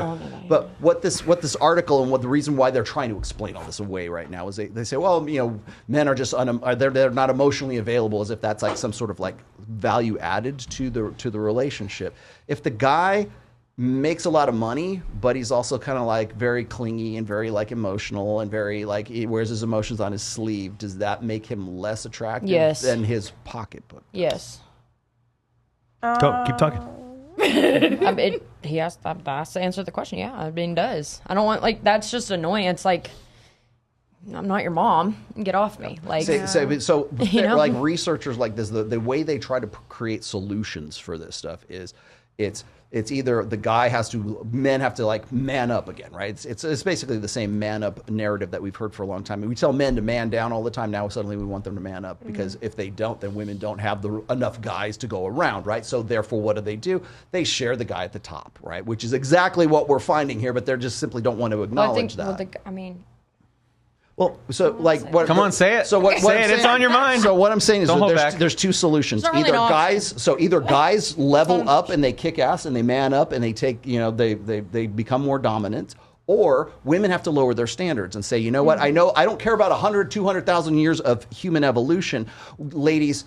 This is the supply. This is the pool. This is who you get to select from. And we're all going to be equal and we're all going to be like on the same level now. So it shouldn't really matter whether the guy makes less than you. It shouldn't matter if he has a dad bod or he looks like a male model. Women love dad bods. What are you talking about? Oh, here we go. Okay, Strongly disagree. that is a Strongly disagree. Strongly disagree. Yeah. I think you look at dad bods on people that you already find attractive for other reasons, and you find comfort in it. I do not think you are attracted to men because they are. You like pasty dad and bods fat. because they can't get away. Yeah. Yeah, he can't run Yeah. away. I agree with that. Yeah. The bear will eat him. We just don't care anymore. You have to like show us something else, and then we're not going to care about this. I was gonna say there's always exceptions to those things that you're talking about, like with emotions and stuff. If you really are emotionally invested in somebody and you really care about them, there's always going to be a point where you're honest and open with each other that it's not going to be a turn off. See, that's At some I will point in the totally relationship, second like, that if because- it is that starts enough? that Is way, that enough that's for the you problem. to want to pair up with this guy for the long term? That's the thing. Well, if it's right off the bat, Yeah, that's like, and they're like dumping, like trauma dumping on me, that's a big turn off. But if you get to a point in the relationship where you're already like with each other and stuff, and then you get to know each other better, and it's more of like, I understand you, I know you kind of thing, rather than like, oh, here's all my shit, deal with it. See, this is where a lot of guys sort of take me the wrong way because they go, "Oh, Roland just talked about hypergamy all the time." What I mean by this, when I said that women love opportunistically, I'm not saying women can't love. Like, they just have to go through the bullet point checklist of, does he meet this criteria right here? Then I'll emotionally invest in him, and then maybe you'll fall in love with the guy. But you don't get to that point unless you at least meet some of those criteria in whatever order she happens to have. In your theory, how quickly do women generally emotionally invest? Again, it depends on how well. That's that a great guy question. I don't know. How well does that guy meet the criteria of that? Do you think like first date? Could be. Well, if you sleep together on the first date, do you think? I think it is a function of maturity. As women become more mature, they wait longer to emotionally invest. I think that's what happens. I think in the beginning, it's this puppy love, and in the beginning, the first date.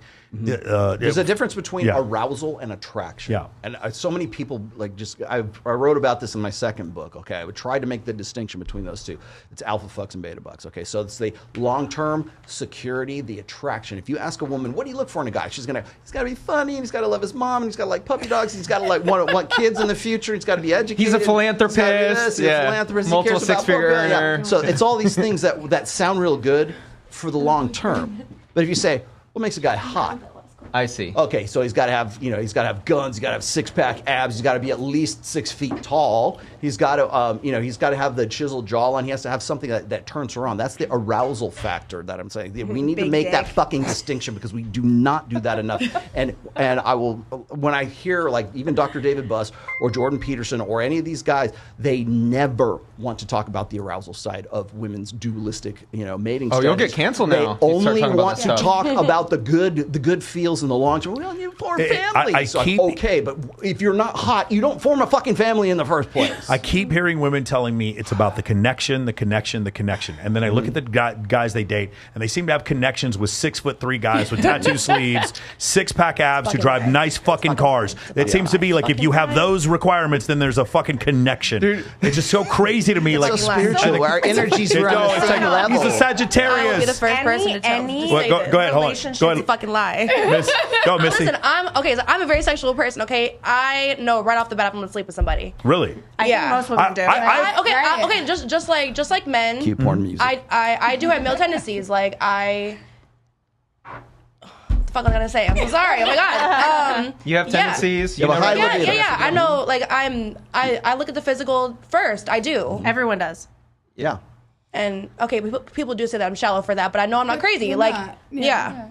What is the thing? You get that. You get that. But the researchers who do this for a fucking living They don't get that. They will not admit what you just said. Because they're trying to overanalyze. No, it, or they just don't they're wanna say trying it? no, because, No, because they these gotta are be diplomatic. these are academic institutions, and if you come up with a non-progressive belief system, then they won't publish your paper. Does that Well, make of course sense? not, because it doesn't go along with the majority or Yeah. whatever the fuck they're No, trying it doesn't to do. go- You don't get printed in the Hill. The either. truth can be very ugly. Yeah. Right? Of When course. it's just like, yo, this is what girls want to fuck, and in 12 hours they want to fuck this guy, but not this guy. Yeah, and that's tough. And for sometimes people it's to believe. pretty fucking rude. You got to be pretty rude. Yes. To say like, no, these types of dudes will never get laid, and Yeah, Some people don't wanna hear that. But also- Unfortunately, that gets you program. canceled. But it also Yeah. sucks though too, because I have been with a lot of like very very good looking men, and there's a lot of time there's no depth. there's no connection. Yeah. We're coming full Yeah. circle. See, that didn't No, have the connection. seriously. But did you have sex with him? I just said. So I've said I mean, this before. I don't care how offensive it is. This is probably going to be on my gravestone. Women vote with their vagina. Yeah. Women will sit there and talk about how much put they that love anywhere. Alex the accountant, and they'll talk about how much they hate Brock the bartender. But you know which one they slept with. I freaking love Brock. I mean, you can fuck with your vagina, but we're not going to orgasm without I understand. I'm pretty sure okay. I can speak for most women when I say that we reach orgasm. But you don't get emotionally. It's an I emotion. agree. Okay, Yeah. beautiful. It's a So, but mental the point is, for men who are listening to what you're saying, at the end they're like, "You still had sex with him." They don't care. All they heard was you still had Right. sex with them. And then what's happened is the nice guy, when you went on the date with Alex the accountant and you weren't feeling it, there wasn't a vibe. You knew in the first 30 seconds you weren't going to have sex with him, and then you ended up fucking Tyrone the bartender. When you ended hot guy in the foam cannon party. when you ended up fucking that dude. in Cancun on spring I'm break. pretty sure it was probably nothing. I didn't say the thing- anything. His name I really didn't say was anything. Brock. I'm listening to what you say. No, this is great. Tyrone's a fake character. You do know Brock. I knew it. Everybody knows the Brock. Shit. No, go ahead. Go ahead. No, this reaction is This is my priceless. show. This is yours. Go ahead. No, it's your show now, Missy. It's your show now. Shit, ask away. But the thing is, from men's standpoint, you guys understand, women, their behavior in a lot of ways is shaped by what men find attractive, and for men, their behavior is extremely shaped by what women find attractive. Why we go to the gym and buy nice cars and wear nice watches and all this kind of stuff. So if we're shaped by what you find attractive, and you tell us to be nice and sweet, but you still fuck Brock the bartender, do you understand you are affecting the behavior of men when you continue? What's that one guy You're who said very influential. There You know that? there are twice as many. There was one guy Mike, I forgot they came in. know and they don't care.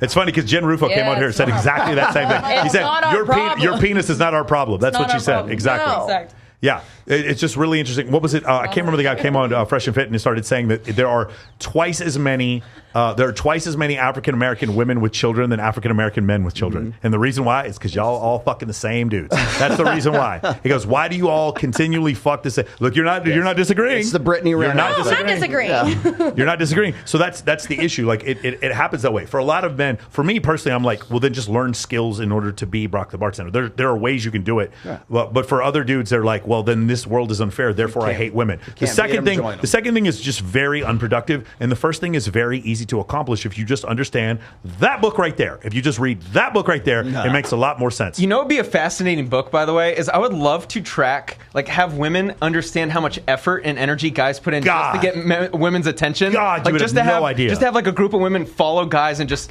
let's be completely honest. Like, I'm going to the gym today because I want to, attract this woman, or I'm going to buy this watch. The best experiment I've ever seen is the one. There's two of them. One where the one girl went undercover as a man. She ended up doing it for a while. Had no idea how mean women were to men, and she ended up committing suicide afterwards. That was terrible.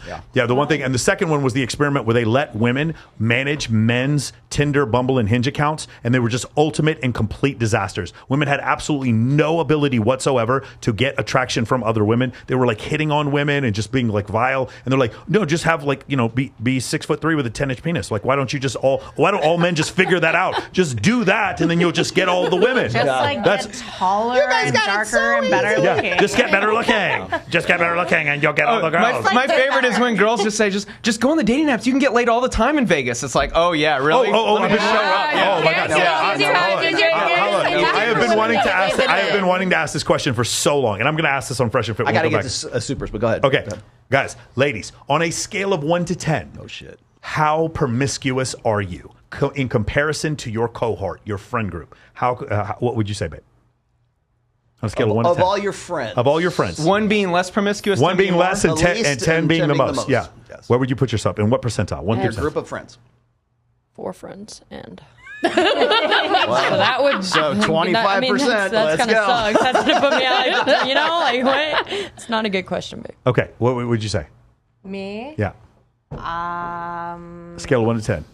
Like a 5. A 5. What would you put yourself? I would probably put myself right about even. My friends are pretty 5. risque. Okay. What would you put amongst your friend group? Kind of agree. You're promiscuous. Shit, now compared to what I was in my 20s, like my early 20s, I definitely slowed down a lot.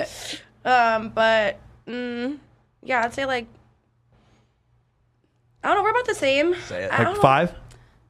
Think it's 5? Nothing crazy. Magically, everyone's a 5. Isn't that interesting? Isn't that interesting? I don't want to sell my friends out, but I don't want to seem like a hoe either. My friends out. 5 sounds good. Kirsten, I know your friends. It's below a 5. We're all freaks. That's a bad question. That's a terrible question. Time out. Kirsten, go ahead. It's okay. Yeah, I'm pretty low because I got some wild friends out there, but yeah, I'm like a 3. Okay, got it. Now, ready? Love that. Everyone remember what your number is. Yeah. Your friend group, on average, how promiscuous are they on a scale of 1 to 10?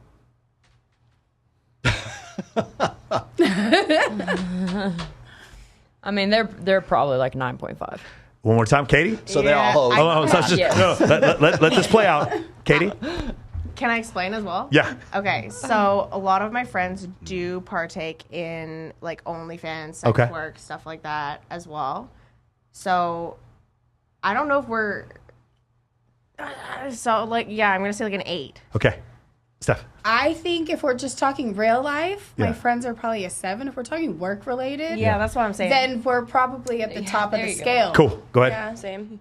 Okay. Like 8 or 9 or 10, something like that? Yeah. Okay. Yeah. Ready? Awesome. I mean, I only 9 have or like 2 10. friends. Okay, thank you. I'm serious. I'd like to point this out. I did not set this up beforehand. I did not mention this beforehand. True. In every case, women find themselves to be less promiscuous than their friend group. In every case. And Well, I just beat that because I put myself above them, babe. So this is inaccurate. you didn't give an You're answer. an outlier. You didn't Give give an answer. You did not. Actually, in the first one, you did. That was a problem. All right. So the point I'm trying to make is, in general, women now. women are going to say. Well, look, there's did my they answer. ask Mormon women? Because that's where it gets really tricky. The point is, They didn't fuck in there's the ju- ass. You can't ask them shit. Yeah, they're just soaking. There's two things. There's two things going on here. There's two things going on here. Number one, women generally, as an evolutionary adaptation, denigrate other women. I'm not saying you guys are doing that, but women tend to think, in order to say, "Hey, don't date her; she's a slut." That is something that women do. disqualification. Men do not do that. Men generally do not. Super beta men do, but for the most part, men do not say, "Hey, don't date him; he's a slut." Most men do not say that to women. He's women, good looking, but Yeah. those guys are usually gay. Yeah, exactly. I think guys like point out other guys' flaws For in sure. front of women. For sure. I think that's what they do instead. Okay, So either way, it's got it. going to equal out to this. That's the first We're thing. both doing the same The thing. second thing is, you guys, most of you stated under the number 30, the number of men having 0 sexual partners, and most of you were surprised when I told you the number was 33%.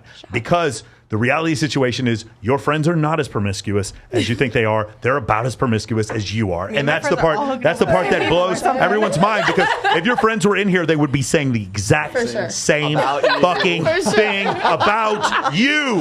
That's the point. And so women believe that men are having way more sex than men are actually having. If you understood how fucking hard it is for a dude just to get laid, if you had any clue, you would never say any of this shit. You have no idea. It is a small group of fucking VIP hosts, male strippers and bartenders who are doing 75% of the fucking. And that is really hard for a lot of women to understand. They still think it's also very hard for paid researchers to understand that shit too. Like, they get paid to do this. Exactly. So where's all this extra sex happening? It's my friends who are all hoes, but I'm not. That's the problem. That's the thing that ends up happening.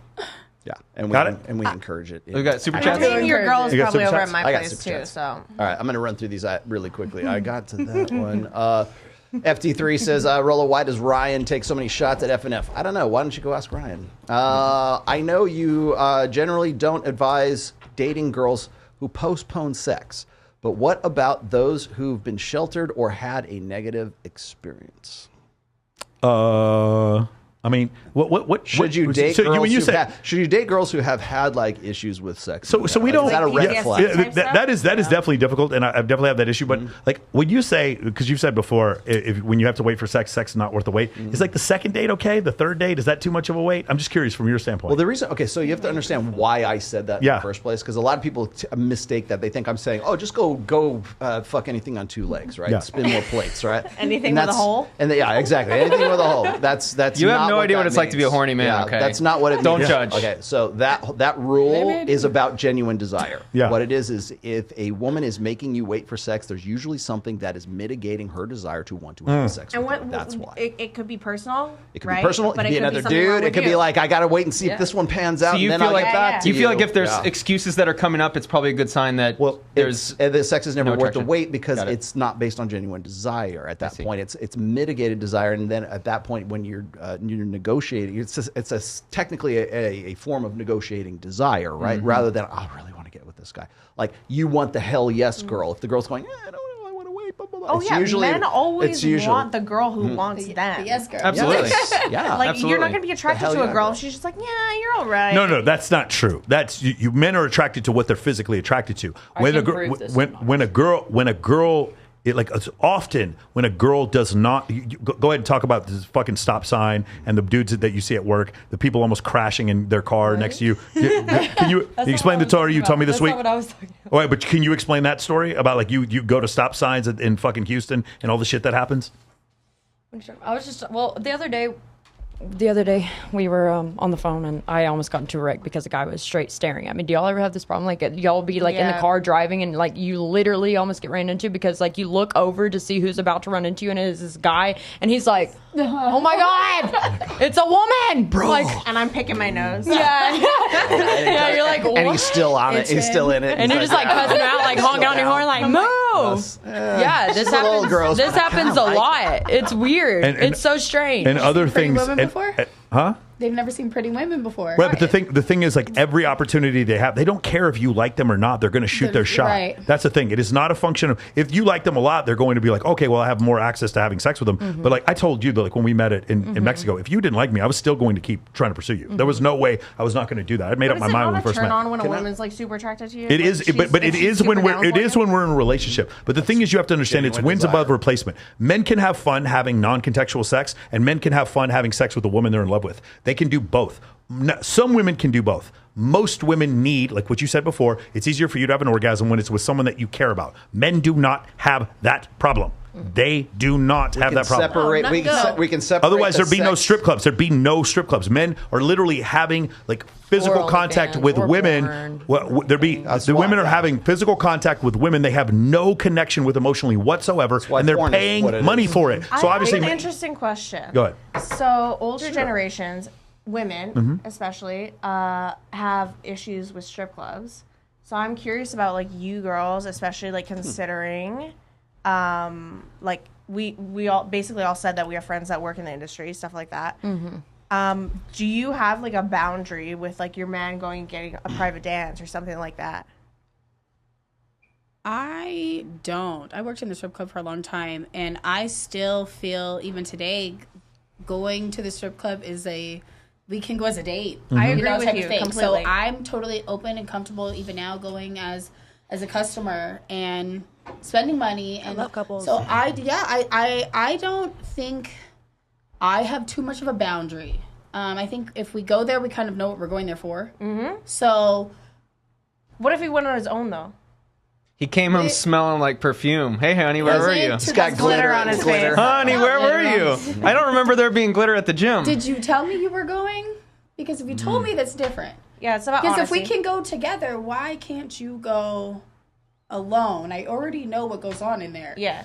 I've been there with you, so I see what happens. So what is really the difference of you going without me versus you going with me? I mean, I agree with you. This is why I asked this question. I would like to get your other women's opinions. Yeah, it's a respect thing for me.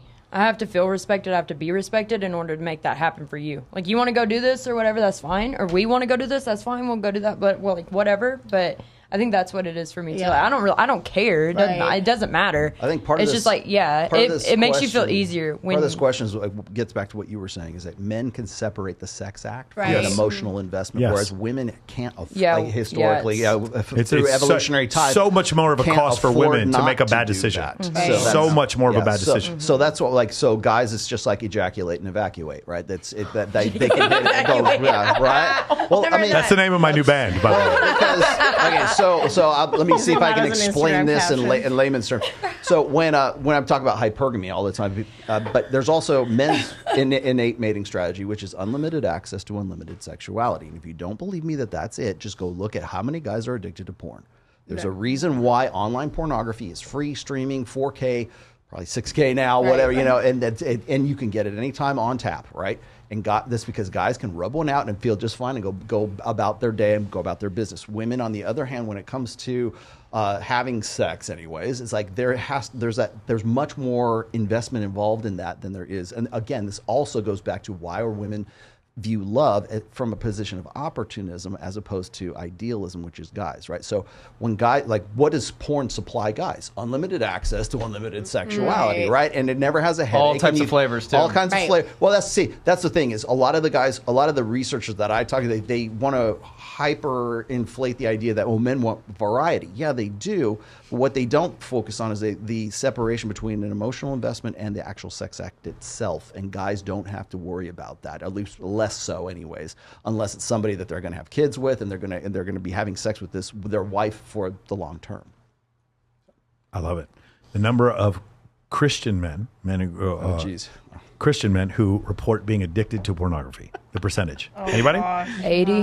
What do you think? 80%. Katie? Straight out of my book. Oh gosh. Yeah, 80 sounds good. Say if they admit to it. Okay, so this is Yeah, a lot of guys are statistical. hiding This is that stuff. quantitative, like, statistics. But even then, with the statistics, how many people are lying? So it might be higher. them. Oh, yeah, Right? definitely What's the higher. next one? So I watch porn, but I'm 65. not Go ahead. really addicted to it. 65. What do you think? I'm gonna say like 40%. It's 68%. 68%. 68%? Yeah. So you told me Yeah. 80 last week. Addicted. Addicted. Like, So Oh, how yeah, do you yeah. define Watch it all day, every day addiction? That they type can't shit, live or, like- without it? Iron Disciples, that's Like, a just, topic like, do for it you. all. I'm giving you free material. By the way, one thing that I find fascinating about life that I know you bring up is just the difference between what do people actually do and what do they say they do. And I find this concept fascinating. So like every little study like this, I think it's the numbers probably aren't even accurate. Yeah, it's all I mean, within hearsay. like a little bit, but I think the numbers are always worse. Like if you're trying to prove a point that Christian men watch porn, it's probably actually way more than 68%. I'm Because sure. I believe there's a lot of people like, Well, no, and that's- once a day is an addiction. See, that's the difference. That's the Yeah, difference. I only smoked That's my heroin problem twice with today. Well, when you do, yeah, Steve down the street, he does it 3 times a week. He Steve's an injects addict. it. I only smoke it. when you do studies like that, there's a difference between a qualitative Alex, the study accountant, and a right? quantitative study. Okay, quantitative studies is hard numbers. You have the data right there. It's empirical. Qualitative studies are like, we're going to go ask women if they had sex in the last month, and we're going to have some statistics. There's going to be room for error in there because women are going to tend to like downplay their sexual activities, whereas men try to upplay it. Have Right? y'all seen the thing going around about like, it was like a funny TikTok that somebody made, and it was like, unless you had an orgasm, it doesn't count. And then the girl was like, so how many young girls did your body count just drop? Did you know that? And I was going to say, like, because my body count is public knowledge, but recently the CDC had said that blowjobs count as like a sex act, so therefore that should be attached to your body count. I'm like, oh man, that is the type of connection we all of us men love in women. You're right. One thing I have to give you credit for. That's okay. Everybody, one person does that every show. Somebody hits that. One thing I have to give you credit for that changed my life is this concept of like what women say they want and what they actually want. It rocked my world when I understood the difference. Holy shit! Rule number one, right? Well, I mean, rule number one. So if you go and you look, I based this on old school like dating profiles. Like you had all this laundry list of things that women claim to want, but then when you see the guy that they get with, he doesn't match. Like I mean, you might meet 2 or 3 of those, but he's yoked and he's got a big dick, right? Yeah. Or he's got a lot of money, whatever. There's something that offsets the. I had Elizabeth Chevalier on here, and she's like, I just want a guy who's really fucking. She's like a 9-time playmate. She's like, I just want a guy who's really nice to me and very sweet. And I was like, tell me about your ex. He's a narcissist. And he was. I was like, but that's your ex. Like you guys, I don't think ladies. I love him. I don't think ladies understand. When you say these things and then you give evidence that you had sexual intercourse with guys who aren't those things, you don't understand what you're doing to steer men in that direction. When you go on a date with a guy who's a perfect gentleman and make him wait and then get home and go fuck your toxic ex, you are making the world 1% worse. Now, it's not your responsibility. Do whatever the fuck you want. I'm not telling you not to do it. But please understand, if men are this way, it's partially because you rewarded them for being that way. How much of men's behavior, this would be an interesting question for you, how much of men's behavior do you think is driven by an experience with women in the past in pursuit of sex? 100%. 100%. I think so too. Yeah. I realistically think, like, I want to pursue more money. Realistically, you could probably, like, if you got psychotherapists here, you could probably tie it back to, like, some girl in 8th grade or some girl in high school that dated the guy with a little more money than you, and it's just, like, so deeply rooted. Or get more yoked. Does this not go kind of both ways? So, like, so y'all too. So the whole show kind of, right? Okay, so we talked about Brock the bartender, right? And, like, you're going to go mess with Brock the bartender instead of whatever you just said it. Alex the accountant. Okay, so this kind of goes both ways. So, like, we're going to go mess with Brock the bartender because he's hot and he's this height and blah, blah, blah, blah. Y'all are going to mess with the pretty young 20, whatever we never said we weren't. Like, guys are going to try to mess with the young 20. Like, because that's what... Kylie, we never said we weren't. We never said, there is no debate about this. But we never said we weren't either. This Sure you just did. got brought up. No, women are always So I'm saying, like, it's kind of both ways, You work right? at a bar. You're a bartender, right? Yeah. Okay, so you must be familiar with the saying, no one's ugly after 2 a.m. Beer goggles, Kylie. Can you describe beer goggles? Guys will slump bust. They'll whale hunt. They will. I love that. I was a baseball player, so slump busting was a thing, by the way. But this is both ways. I've seen girls do this as well. So that's what I'm saying. This is kind of a both. Like it's being put as like, oh, this is a girl problem, but we kind of have it both ways. We just don't think about it in the guy way. Whose birthday is it? It's your birthday. Okay, so. Katie. I'm 21. Happy birthday to you. Happy birthday to you. Happy birthday, dear Katie. Happy birthday to you. Happy birthday, Katie. Aw, thank you guys. Look at that. First night, you don't have to use your fake ID. Oh my god. That's incredible. She just turned 21, guys. She's 21 and single. You're ready to mingle. For the 5th year. Hit her up. Hit her up in the chat. Hit her up in the. Hey, let me do 2 super chats. All right. Then let's do female friends. Okay. And then let's do delusional calculator. And then whatever else you want to talk about, okay? Go ahead. AJ Gatu says, would you rather be happy or rather be Ryan? Who is Ryan? Ryan Stone. Okay, got it. I don't know who that is. Okay, beautiful. I don't know who that I don't know Ryan Stone yet. Ryan Stone and I are the research and development department for the Red Pill. Got it. Stephen Miller, how would you go about getting into VIP behind the DJ Green Velvet at a club Musica in NYC? I would Entrance ask Mike Sartain. Entrance requires paid ticket. So how do I get the girls in? Steve, will you do me a favor and you got to message me. That's a long one, and I have a very specific way to do it, and I will connect you with some guys in New York that can help you do that as well. There's no general answer. There's a way to construct your lifestyle. Like, for instance, after this, we're all going to Zook. We got a comp table. We're not paying for anything. It's Katie's birthday. They're giving us all this stuff for free. A bunch of girls are coming. How do you make that happen? That's essentially the number one thing I teach in Men of Action, my group. You can go to moamentoring.com if you want to find Las out. Vegas. Beautiful. And then I believe that's it. All right. One more. Brian Gonzalez, hold on. Brian Gonzalez, $5. Michael, ever since I've been growing my business income and physique, I have had old sides, and exes reach out to me. Thanks for snapping me out of Black Pill. So you appreciate Good. that, man. Yeah. Saved a life. That's the ugly world. Welcome, Black pill. Welcome, brother. That shit's bad. Yeah. That shit's toxic. I got Alvin Sam because we read all the super chats on Access Vegas. Ladies, why should a man provide relationship security when unconditional love does not exist? Ooh. Okay, so first off, you should be able to. Because sex is good. Okay, yeah, exactly. Well, here's the thing: is Really this is Simple answer. if you guys want to answer, I'll let Is you. that I was not gonna just say, like such a caveman? as far as the unconditional love side of things, there's regardless of whether you're with like in your family, there's no unconditional love. There's just no simple thing called unconditional love, right? There's always going to be conditions for love. If suddenly you're with somebody and you've been married to them for 25 years and they turn into an axe murderer, that's the condition that you broke, and now I'm not in love with you anymore. Okay, so it's like we can split hairs and all you want, but the thing is I think a lot of guys think that there ought to be unconditional love. And that's why I read this, is because I think there's too many guys who go, well, I want to be loved for me just because of me, and that's no performance, no everything. And it's like, well, but see, that's the thing. That's the best you. But see, that's the condition, though. Be a better than. So the condition is I have to be better to get into a relationship. Or just to get into my relationship. I've heard Michael say this before, where he goes, Case closed, Your Honor. All right, Katie? if you is sitting on the couch eating potato chips in your mom's basement, don't be you. Yeah, if like be yourself is to be fat, living in your mother's basement, having no upward mobility financially or relationship wise, and not going to the gym. Stop fucking being you. Be someone else. I am sick and tired of this fucking authenticity, chase your dreams bullshit. Yep. Waste Management is a company that cleans other people's shit, and it's worth billions of dollars, not because somebody was chasing their dreams, but because they understood they needed to solve someone else's problem. I mean, my best friend, she always tells me, be the person that you want to be with. Be the person that you want to date. Be the change you're looking for. You get to Yeah. decide There you who go. you want to be. And I think about that every day. I love it. Well, Yeah, that and if was eating good. chips in your mom's basement is what you're going for, then you might find somebody. Yeah, that but you won't. in But you your mom's won't. basement with you, but Hold on. But you won't.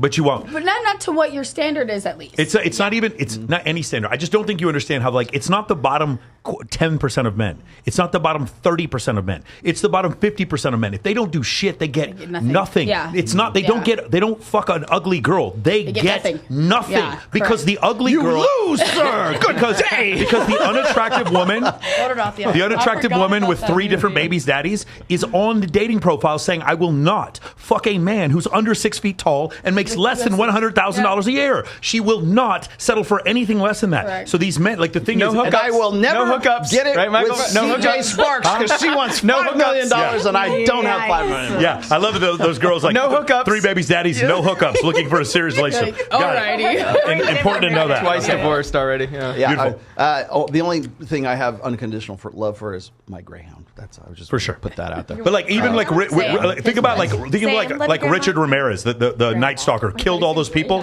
Mom is still there, like, no, my baby didn't do that shit. I love my baby. Do you guys remember Jeffrey Dahmer? Jeffrey Dahmer's mom, like, your mom is like, no, I love my baby. My baby's so like, I still love him.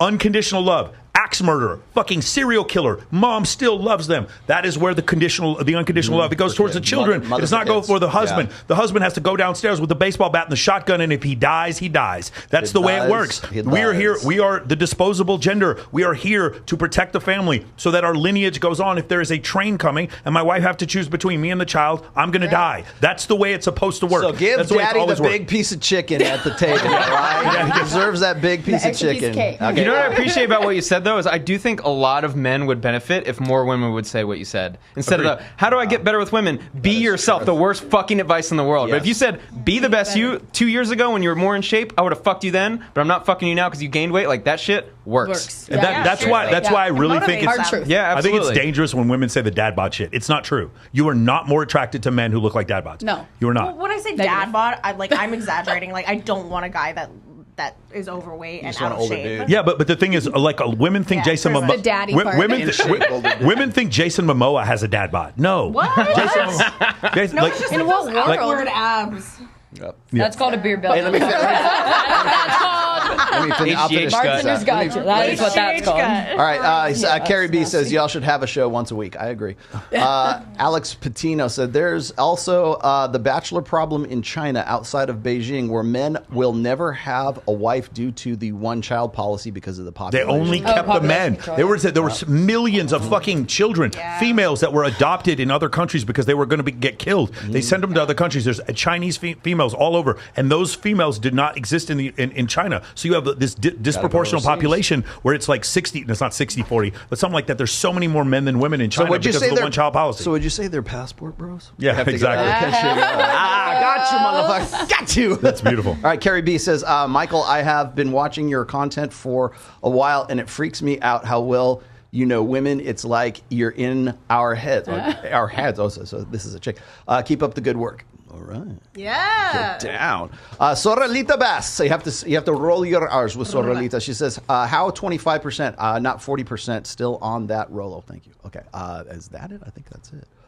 And that is it. Beautiful. Thank you, guys. Do you want delusional calculator or female friends? Let's do female friends first because I kind of want to do the male delusion calculator because we got this. We're going to do this both. Let's do that. Okay. Yeah, there's no one. I'm There's one no step one ahead of child you, though. policy. I know what's coming. There's no one child policy now, but the fallout and the consequences Of the one-child policy, is what we're experiencing. You guys understand, right when they had a choice for one child, that one child was almost always male. If you do that for long enough time, you just have You're gonna fewer females offset in the it. You're population. gonna skew Some of these gender. female children were being killed in utero, like being aborted, or the children were being put up for adoption and live in other countries. And so you have an excess of male children growing up in China, and that's essentially what's going on. Yeah.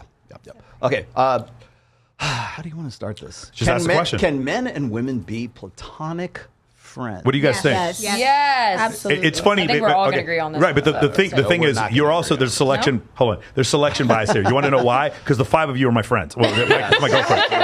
Like there's selection bias. Like literally, like we've been friends forever. Like we've been friends. So the thing is, what I believe is that men who have a great deal of abundance can have plutonic female friends. Men who do not have a great deal of abundance will pretend to be friends, waiting for that call. Where you at? Jedediah Bila, Yes. start your clip right here. Okay. So the other thing is, Unbelievable. one of the things I love is like right now, any girls out here who just think that all other guys are just friends. I believe that you guys believe you can be friends with men. What I'm telling you is that any of you who believe that your guy friends wouldn't sleep with you, it's real simple. We'll just take out your phones right now. Let's find your close guy friend and you text them, hey, just wondering if you want to hook up later, and let's see what happens. Let's see what happens. Send a half-naked picture. Whoa, whoops. Send a half-naked picture. Yeah. Whoa, whoop. Hey, just curious what you think. What do you think? Yeah. Just curious. That I have. What is it? What's the question? What did you say? What did you tell Katie to do? By the way, I hate this question, like, can guys and girls be friends? It's so stupid. I think the real question you're trying to ask is, can guys be friends with girls without wanting to fuck them? Yeah, well, That's the real question. false. No. Now we're getting They to talking. There we go. cannot. Now we're getting somewhere. There you go. That is the better question. There we Thank go. you. That's a you're great right. question. That is better. I think if you're around beautiful women enough, there's a lot of beautiful women you don't want to have sex with. Like you're just not. You're just too. If you manage a strip club, there is no fucking way you want to sleep with every girl in a strip club. And by the way, some of the ones like the house mom. Unfortunately, most guys don't have the abundance. Again, we agree on this point, and so this is kind of the negotiation Israel and Palestine here. The idea is the majority of men cannot do this. What happens is, but if you put your situation where you immerse yourself, that's why it's called Vegas immersion. That's what my program is, my in real life program. If you immerse yourself where you're around women this frequently, you will get to a point where you don't have trouble being friends with attractive women because you're also sleeping with an attractive woman. That's very important. If you're not, like when I got back from the Middle East after 6 months in the Middle East, I remember going up and talking to this really pretty girl, just fumbling and stumbling. There's no way I could have a female friend at that point. But now I can, because at some point it's like there's no way I could be. I just know too many girls. The idea that I couldn't be friends with them is absurd. And additionally, they help me with my business. They help me gain access to different things. They come to my events and help me raise money for charity. It would be incredibly counterproductive for me to hit on every woman I see. It does not make sense rationally. And so, yes, in my situation, yes. And for most of my clients, the answer is yes. But for most men, absolutely not. I don't think they could. They have the ability to do it. I'm looking at the thread. Okay, so this was from Jedediah Bila. She's a good friend of mine. She was just saying, can men and women be platonic friends? And let's see, platonic friends. If so, under what circumstances? And when can it never happen? When can men and women never be friends? Yeah, if the dude is just not used to being around women, like again, I see this very frequently with photographers who are just maybe not that physically attractive, and they're constantly shooting girls at these photo shoots or whatever, and they're like, oh, why are you two laughing? Wait, what's going on here? There seems to be some smiles of knowing over here with Katie and Steph. What is this look at that you have? These guys are doing this, and like while they're sitting there, they're purporting, hey, we're just friends. The two of you know full and fucking well that had you flip the script, you guys would be fucking in the hot tub. That's what would be happening. I find guys that do that kind of stuff, there's some form, I actually had a conversation about this recently. There's some form of like gatekeeping with what they do. Mm-hmm. They don't want other attractive men, photographers even, at their events. Yeah. And they will say, oh, like... mate guarding. Yeah, we don't want you here. That's a thing? Yeah. 100%. Oh, yes. Yeah. Wait, guys will box out? Oh, yes. It's bad. That where you met the photo shoot your boyfriend, was I invited to that? No. That's funny. No, I was not. I guess you're not. No, you were not. I was not invited. Didn't have service. I've gone to events where they say like, oh, bring your photographers, da-da-da-da-da. And then I sent them the photographers, and then they're like, oh, well, they can't come. Yeah.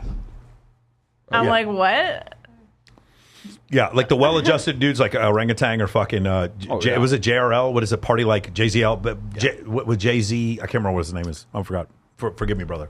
But those guys, yeah, they're not going to get invited to this. So stuff. when I answer this question, I'm usually saying no, it's not possible. Not in the same context that men and men are friends and women are friends. Okay, because when women are friends with other women, there's a context there. You know what your girlfriend. Yeah, you guys just made friends just like 2 seconds ago. You didn't even know each other That's before easy this, for and now girls you're to do just like that, right? that. We get it. Right. So now that you guys like know each other and you kind of relate to each other, you have this way. Women have a contextual way of relating with other women. Men, on the other hand, we were just talking about this too. Like when I'm like, "Hey, fuck you," Yeah. you know, we're fucking, you know, that's like that. We instantly like we're friends as a result because I knew I could fuck with you and you could fuck with me. But the thing is, there's no way you can tell me that you and Myron are not friends with IC.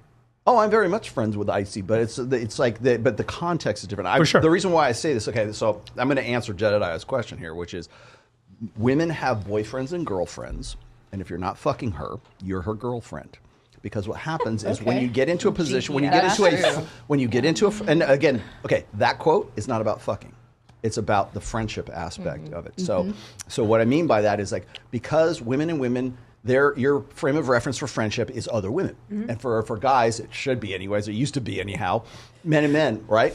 There are so many things that a guy as a friend will tolerate from a woman that he would like come to fist fight with his bros if that was the case. And that's why I was asked. Oh, that's interesting. I'm looking at like 1,300 plus responses to this, and most of them are guys going, "Oh yeah, totally, we can be friends." Yeah, give me your number right now. We can be friends. Exactly. I'm looking. What are you doing Friday night? I could read. There's too many to read. I Right? like go out for dinner completely platonically. But see that quote isn't about the actual sex, like fucking her. It's about the fact that when men and women become close, quote unquote friends, the context between is it's one frame or the other. So guys usually like they want to say, okay, well I'll be friends with her for a little while and I'll prove my worth to her, and then suddenly my lady will realize I'm the guy that she really was dreaming about. Kylie, your guy friends had a similar reaction. Several of them when they found out that we were dating. Do you remember what it was? What was the reaction? Yeah, Your guy friends. I had to stop being friends with quite a few of my guy friends actually after they you found out. or was So it them? It was them. Yeah. What if they Well, say? you were the Were they ones who talking you shit? didn't want to be friends with them, but they were saying something. Well, I was the one who that broke door's the friendship closed. up, of course. Yeah, but it was just the things that they would like say. They were just like constantly trying to like. I guess just not, like a friend is hurt my supposed to be feelings. encouraging. So they're Yeah. trying to hurt my Right. feelings and discouraging me on who I want to be with. Right. So Because they wanna at that point, at that point, it was Be like, with you. okay, well, we can't be friends anymore, obviously, if this is how you view me. See, So, so what you're relating right now is the sex part. Like there was probably these guys probably thought there was you mean there's a chance, right? They really wanted to, but now you're with him, so obviously it's like, oh, okay, I can't be friends with you anymore because that's a dead end for me. But what I was going to say before is that when men and women are friends, there's always going to be a sexual nature, whether it's like actually you're having sex with that person or you're not. you're going to tolerate sort of gendered issues from her and the other way around. So when women see a guy, this is why guys get blown out and get put into the friend zone, okay?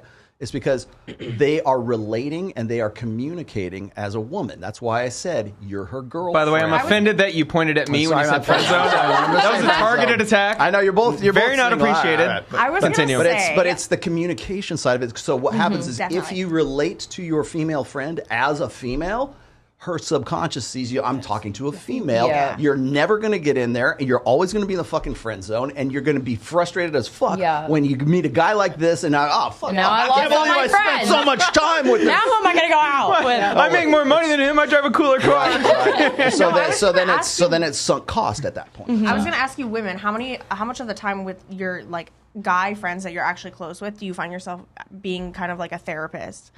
Oh yeah. To my guy friends? Yeah. Like giving them advice. I don't know. I actually like telling them what to wear, what not to a lot, do. actually. I find all the time. Yeah. Like. Agreed. Does your shoulder get tired from their head? Yeah. Oh, And, like, come on, Tyler, not Stop getting all again. my shirts wet. Did Steph, when you got in the relationship with the dude, were there other dudes, photographers, whoever, who were like all of a sudden acting as if I thought my turn was next? Yeah. What was some of the specific things you saw? I did get a lot of people, not even that they stopped working with me, but that stopped reaching out Yes, to work with me. because you're not single Before, anymore. it Isn't that was insane? A lot of I didn't really have to do too much work. It was more people coming to me. Yeah. Now it's not so much that, and I'm sure that's why. Were there any specific sentences to denigrate your partner or your relationship? Did you ever hear anything like that when you started getting in the relationship? No, No. but I kept it pretty quiet. Yeah. Dude, it's crazy. I live in Vegas, so I feel like you have to keep things. It's crazy when like Quiet girl at streamers, first. when like the girl streamers who are hot and accessible, when it gets leaked that they have a boyfriend and you see their social followings. That was my next. That was my next thing. I did. Yes. When I start my shows, I usually put like clips from like people send me on Instagram. There was this one. It was a parody of this girl who is a photographer, but she is an Instagram. A soft launch photographer, right? Okay. So do you guys know what a soft launch is? Okay. No. The soft launch is when a girl who has a huge Instagram following, she only shows like here, hold my hand. They'll just show like this. Oh, yeah. Or it's they're on the beach and they'll show a guy's foot and there's like a corona or something. That's a soft launch. Okay, that makes sense. So there's just Presence because of a man, because right. women understand that dating, especially in this day and age, is brand management. Okay, so how many followers are they going to lose? How many guys are going to get the impression that there's a boyfriend now in the picture? I'm out. Unfollow, block, whatever it is. They're gonna and you will see statistically their analytics will drop if they show the boyfriend in any of their. Yeah, Kylie had 2 million followers before we started dating, and now she has 1,000. That is way false. One thing that I have to ask that I'm so curious to know: how accurate is your lay count whenever a guy asks? When you tell them, are you truthful? You know, with I've them? never been asked what my Never? link I don't was. care. Never. Yeah. I don't think I've ever been. Never get asked. I've been asked by a girl. I've never been asked by a guy. Only on this show. I'm immediately like you. It's kind of, I would be weirded out because I've never been asked. So somebody, if a guy randomly came up and asked me, I would be like, Well, yeah, the single girl. No. I'm talking about boyfriend. Like a boyfriend. A boyfriend.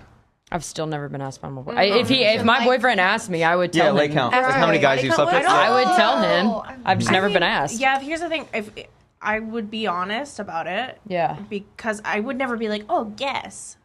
You know what I mean? I would just tell him. Or like try to go I don't around. Yeah, it doesn't. It's not a conversation that comes up very often. It's never really been asked not. I haven't either. I don't think girls I think get when I asked was that. younger, definitely.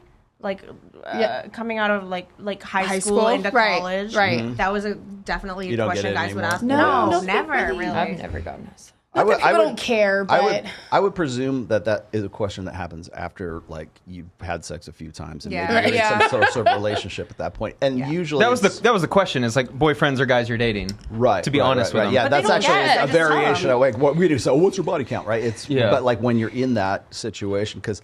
And our good friend Alex from Playing with Fire tried to run this one on me, which is leading with your body count or leading with your notch count. Yeah. That's why that rule. Wait, that was a strategy for him? That iron rule of Tomasi. When I was writing that, by the way, when I put that in the book, okay, never reveal your notch count to a woman, especially if it's somebody that you want to be with in a long term. Because the reason why I put that in there is because there's so many guys who are leading with their notch count. They're saying, oh, I fucked like 10 girls, because they think that that's going to sell them on the girl. Yeah, 10. Yeah, 10 is, no. 10 is Those having a are the ones where like you're gonna be our friend. 10 is so many. Get in the car, we're That's going so- shopping. We're 10 gonna ask you questions about our boyfriend later, but get in the car right now. I agree. that's 10 a is friend. 10 is so high. So 10. that is No, the so but that is like- that's the That's- function. yeah. That's Got the it. reason for that rule. Okay, so it's like it was because it was in response to guys who were leading with their lay count, thinking that if I tell her it's 25, then she'll think I'm experienced and I'm going to get laid. The thing is again, it goes against the demonstrate not explicate rule, which of course Sterling Cooper will say is like, when a guy knows his way around a woman's body, you don't have to ask him what his lay count is. You know it's pretty Seriously, high you because he you knows. could have had sex with like 100 women, Right. but let's say it was only once with each of those women. You're better off having sex with one woman 100 times. And figuring Sure. it out. Right. Yeah. Right. Getting to know Yeah. a woman's body and figuring it out. Yeah. That's what women think. Men definitely Don't disagree. think Sorry, y'all. Figuring out a women's body. addicted What in for? so many What was Byron talking about? Why would What's we the- do that? You're just gonna lay here for me anyway. Why do we care? What does Byron Wait, say? you have What's the feelings? female orgasm is useless or something like that? Oh yeah. there we What does go. Byron say that? There we go. It's like a car accident. If it happens, it myth? happens, and you don't know what's going on. Anyway. So fucked up. Well, gosh, I mean, we could do a whole full show. Hey, let on me just that. say, gentlemen, you should. It is your responsibility to be good in bed. I do not. Women do not really like. There are women who are super attractive who do not have to be good in bed. Men, if you are not, they are going to tell their fucking friends that you are The bad in whole bed. group. They are, and the whole idea was like, well, I'm not going to go down on girls. Well, that's the problem though. If you do, then they are more likely to come back and want to have sexual intercourse with you. If you are bad in bed, they are less likely to come back and have sexual intercourse with you. Period. Does not matter how big you are. You need to know how to use that shit too. Motion of the ocean. Yeah. Yeah. no, Well, seriously. that's Sterling Cooper right there. Yeah, It's for like, sure. Are there- there's no higher demonstration of higher value than a guy who actually knows how to fuck, because it means that other women have had sex with him in the past and have chosen, it's pre-selection, Yep. have chosen him It's a function of pre-selection, enough that he knows his way around your body. That you don't have to ask numbers and you don't have to lead with it if you know what the fuck you're doing. Is in there the any first data place. around guys who like stick around with the starfish? What do you, I think you was a term you came up with, right? The starfish. No, starfish is not his term. I wish We've I- always I been wish using I starfish. could say I did, but Because no. That's such a turn off. Everybody I'm knows. just curious if other people, if it's like a known topic in your world, if like guys will after once or twice, like nope, not interested. I just that shit is such a turn off. You have to be with a lot of women. A dude who is with a lot of women before they get to that point. A girl who's very physically attractive who does nothing in bed, he's still gonna have sex with her. Okay, got it. Yeah. Because I've cut off girls that, He's like, like "Please, after like once or yay." twice, it's like I literally can't do this. I mean, but the problem, Starfish like literally, like I just for men to be good in bed, there's an activity they have to do. There are skills they have to learn. For a woman to be good in bed, there are also skills they can learn. But the problem is, for men to be really, really good in bed is like attractive to women. For a woman to be too good in bed can often come off as masculine. Got it. But be too good, like that's kind of crazy. Well, that's what I think. A Yeah. lot of people misinterpret that. They think that it means like, oh, well, you especially the third iron rule of Tomasi, which is the sex is never worth the Sure. wait. People misinterpret that and they think that it's like, oh, you need to just get your notch count up. That's not what it's about. It's about genuine desire and wanting to be with that guy rather than feeling like you have to, or there's something that's mitigating you as to why you wouldn't want to get with him in the first place. And so therefore it leads to that kind of sex. So. Got it. If there's ever a oh, he's great, but if there's any buts, you're probably not that into him. Right. Yeah, you're mitigating it. Yeah. Yeah. It's not. Okay. I'm gonna throw this one out there because I know Fresh got into some real problems with this. There was one point during in Myron and Fresh's show where like Fresh was saying something about like he wants to own a woman's soul. I want to own her soul, right? What he's trying to like sort of like vocalize is that it's genuine desire is what he was really trying to get into during that time. This is when the whole Miranda thing that was Yeah, I going kind on. of called that out. I found it. Yeah, I know you creepy. did. Yeah. I wanted to point that out because I called him out on that too. I said, I know what you're trying to say. You just need to elaborate a little bit more. But it gets back to the genuine desire part of things. So it's like I don't. You need to be the hell yeah girl. Yeah. Do you want to go on a date? Hell yeah, I do. Do you want to go skydiving? Fuck yeah, I do. You want to go deep sea fishing? Hell yeah, I do. Whatever it is, right? There's that want and that desire. What I was saying also is that, and ladies, have you done this in the past? So you've been with a guy that you're so into, you'll like change your sports team. or you'll get into something that he really likes. So that Oh yeah. Oh, for sure. Hold it up for for the sure. Hold it up for the camera, baby. Hold it up for the camera, baby. For sure. Baby, do you like this? Hook 'em horns. Do you like this? Hook 'em horns. Yep, I'll even do that for him. he's There you really go. into I'll even do racquetball, that and for so him. she Well, buys the a best part racket about the for him. Cowboys is once the playoffs come around, you get a lot of time with him once they leave. Because they're gone. I am a Arkansas Razorback, and I hate the Cowboys. So you don't- But you don't guess really know who what- sits and watches every Cowboys game? You don't know what the playoffs are like either. It's okay. Yeah. But it comes back down to negotiating desire, and it also comes back to like, are you fully into this? Is this really what you want? Because women will express this just as much as guys do, and I was like, God damn it, can't you guys just like see what I'm talking about? Yeah. Do you want me and only me? That's what guys want. Well, it's like, okay, so it's like negotiating desire, like going, he's good, but that's you negotiating your desire for that guy. And so what happens is then you get into a position of obligation. So if you're like, oh, well, I have to do it. It's like duty sex. Like, oh, I don't really want to fuck him, but he's my husband. I have to. Ugh. So then it's obligation, and then you get the starfish sex. Got it, right? got it. So- It's kind of like when guys are paying for a bunch of stuff and then kind of sugar baby type thing, and then it's like it's transactional. Oh, yeah. It's like, oh, he's my husband, so I have to do this. Oh, he Yep. paid for this, so I have Yep. to do this. Becomes a Obligation. chore. Yeah. Yep. That, you just described the difference between validational sex and transactional. God, I'll fuck you I tonight, I guess. guess. Again. He took out the trash. I told the marriage therapist I would fuck him if he took out the trash. Oh, man. Louis That was C.K., our the sad deal. hand job is one of the funniest bits. You know what I'm talking about? Louis C.K., the sad hand job.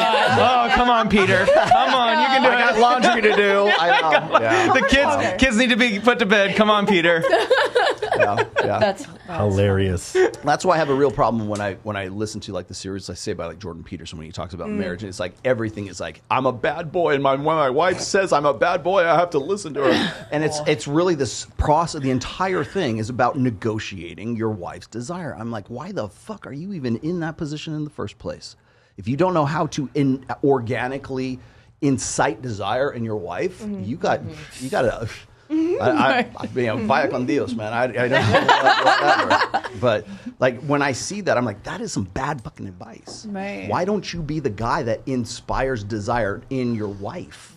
Why are you or your girlfriend or other women for that matter? Like most guys who get into a position, like they get into a very long-term marriage, the one thing they have the most problem with is they can't manufacture pre-selection. They can't manufacture social proof because your wife knows how your farts smell. You know, she knows how you snore. She knows what you like to eat. You know, all this other. That's that familiarity breeds contempt, right?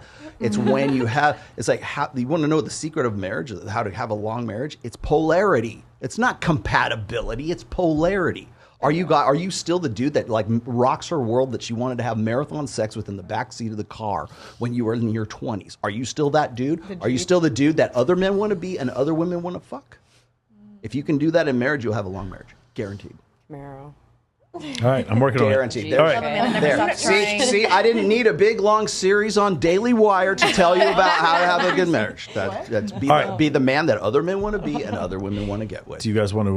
But she gets you. Do you want to do the calculator? All right. Let's do it. Rock and roll. What is this? You gotta set up the questions though. Set up the questions while I call it up. Have the guys ever done the delusional calculator on the show? I've seen it before. Can you guys do Okay. it? There's a Now, male do you delusion want to calculator, not too. do it because you've already done it before? I mean, I have a hard time believing this is super accurate because me and you have Oh, sat it's there and done accurate. it very like to the lowest extreme, and it has still been like almost impossible to achieve. So like that's kind of weird. And I'll explain to you why. It's You're gonna tell me why? It's obesity and marriage. Those Please are the, tell me why. Those are the things. It's obesity and marriage. Yeah, but we put that we've done that even, and it was tell like me why. Well, we have- 14%. I'm like, what? Okay, ready? Here we go. Wait, so we have you're single. Yeah. And you're just got with the guy 6 months. months Okay, ago. so you can play. And you're single and you're single. Okay, So good, since good, good. you've done this before, I'm just going to do the four of Yeah. you. All right, here we go. So we're going to pick your perfect guy. Okay, just from a demographic standpoint, and these numbers come from the U.S. Census Age data. first. Okay, ready? The first thing is, what is the age range that you guys would like? Youngest to oldest. Guys, try to agree on something here. What do you think? I want to say like 32 to like 40. Okay, I'd say like 28 to 45. 28 to 45. what do you want? That's a good broad spectrum there. Generally, So yeah, like imagine you're single again. generally 30 to probably maybe 40. All right, so I got 28 to 45, 30 40. We're going to do 28 to 45. Why don't we Let's do just that. Yeah, Okay. let's do that. So I got this up. And ladies, doing who here would date a guy even though he's married? Like say he's separated. Anybody? Nope. Nobody wants married. No. Ding. You don't want to be a Ready, honey? homewrecker. This is the Okay. reason why. Here we go. The next one. What we're going to go with any. I know obviously you have a preference, and we'll do it again with your preference. It's ethnicity. Ethnicity. Is anybody here like you guys would have an ethnicity? Yup. Yeah, they have predilection for ethnicity. So we'll do one. We'll do one with just white, and we'll do one with just black. Okay. We'll do the back and forth. Okay. The first one we're going to do any race. Okay. Minimum height. This This is the best part Like of a this. tall, thing. I say like 6'3", 6'4". 6'3", minimum height. Shit. 5'11". Yeah. 5'11". 5'11". I like that. I thought it wasn't in Oh, this you're not book. as I was gonna say 5'10". 5'10". 10. 5'11" minimum. Okay. 5'11" was the average.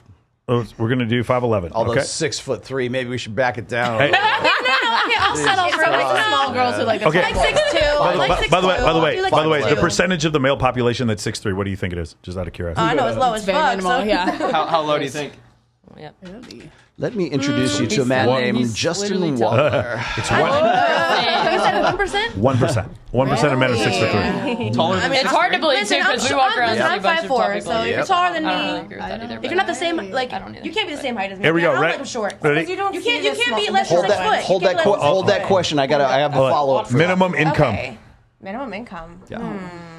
Exclude obese, I take. Oh, yeah, exclude obese. Anybody fine with an obese body? No. No. Okay, ready? So obese. No fat. Ding, ding, ding, ding, ding. No fatties. Maybe I don't have to do this because I'm not delusional. I already found I got everything I wanted. You just eliminated 75% of the American. Don't tell him. Don't tell him. Don't tell him. Don't tell him. Don't tell him. Minimum Good. income. Good. I don't know. Okay. I don't necessarily know Katie? if I have a.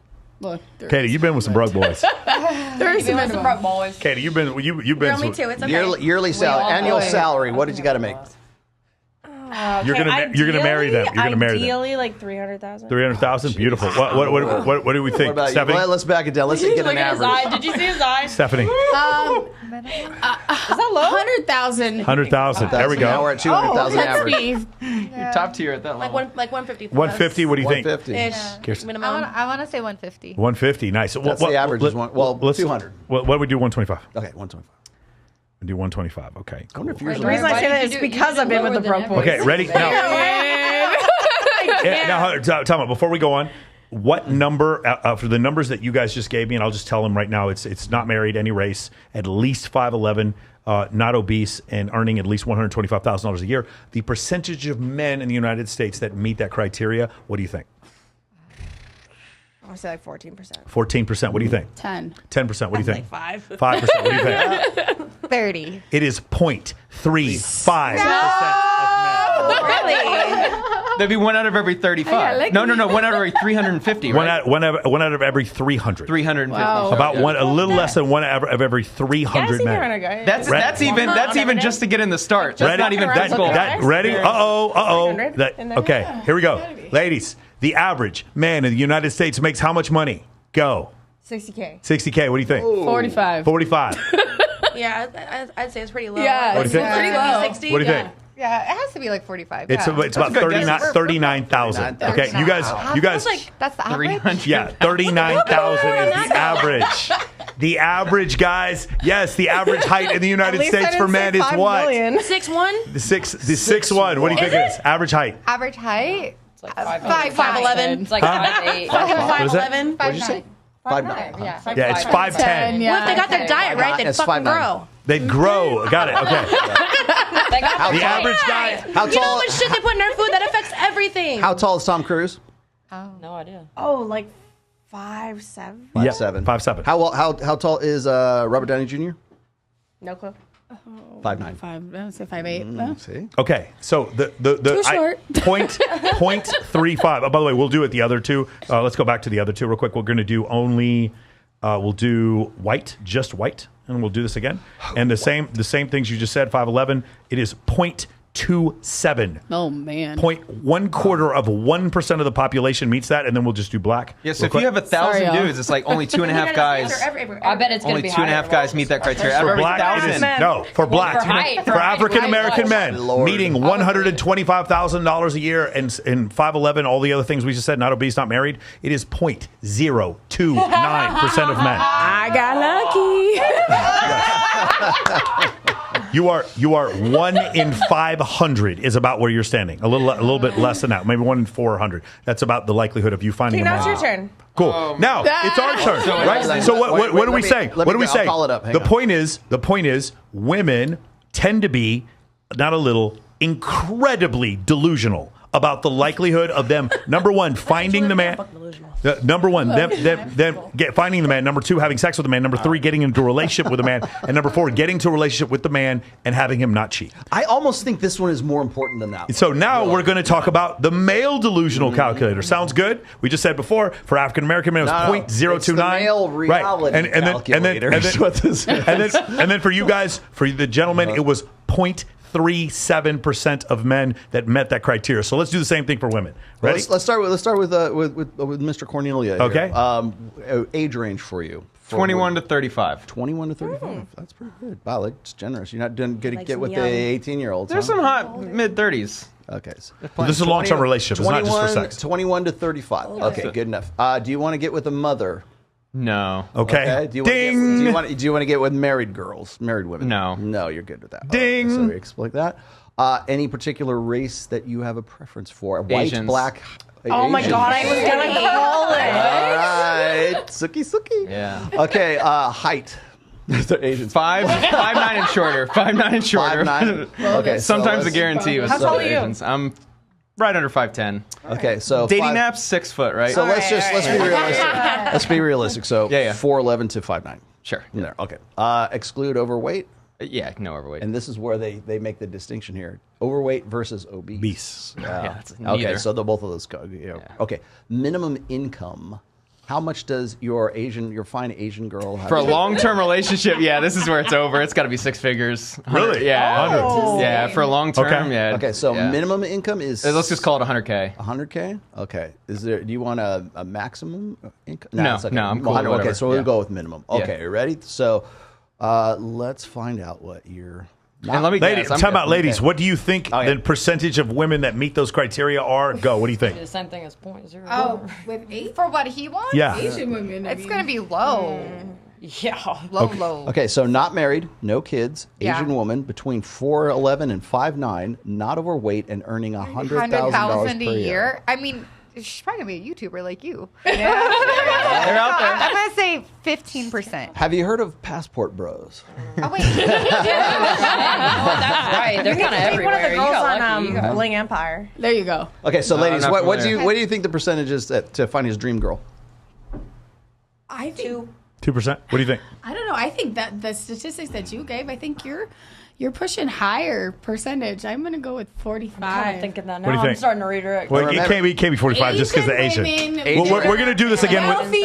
Yeah, but Not 45% of the population isn't Asian. Go ahead. Oh, what was Well. the? What is it, Katie? And between the ages of 21 and 25. 35. Or 35, yeah. Still. I don't know, I'm gonna go low. I want to say like 3%. Or something. Yeah. So because less than 1% of the population is Asian, the answer is Right. going to be less than 1%. Yeah, it So is. let's do this. You want me to tell What? Yeah. Okay. I would guess it's 0.0003.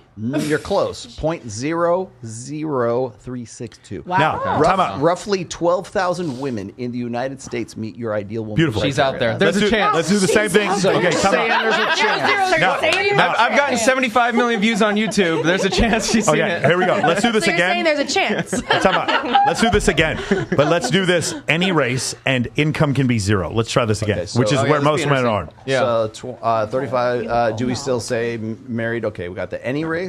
Any Any race. race. Okay. And minimum income is 0. 12,000 girls. That's minimum it. income is minimum income. Does she They're in have to have LA. a maximum income? No. So you can do that too. Okay, so no maximum, no What? minimum. No. All right, so minimum income is 0. Here we go. All right. Oh, you're doing way better on this one. So what do you guys think? This is what most men would say. They would say any race. They would say and they by don't care how way much. better, I mean like relatively speaking. What do you think? Any race now. Huh? 20%. What do you think? Is it 15 now? Because it wasn't Right. last. It's gonna be around 80, What do you think? 90. 80 to 90. What? What do you think? Whoa. What do you It's gonna think? be high. But that's knocking out. There's not one No, factor on there that has obese and anything to do with obese does. obese and marriage. Oh Obese wow, and that marriage, is yeah. everybody at this table. What? These are just basics too. This isn't like religion. let's say, It's not. like- Is she into rock climbing, whatever? 12. I don't know. What do you say? I'm being generous. I want to guess too. Let's go with 20. What am I thinking? I'm guessing Send you 1.2%. the What is it? Above 50. I'm guessing 1.2. Above 50. What is it? 1.2. Yeah.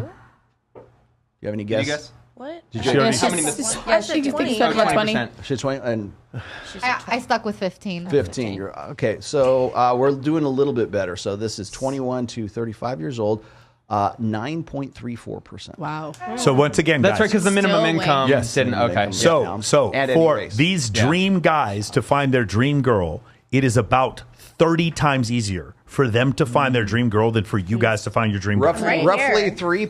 I know, right? I'm right here. Roughly 3.31 million women in the United States meet your ideal woman standards.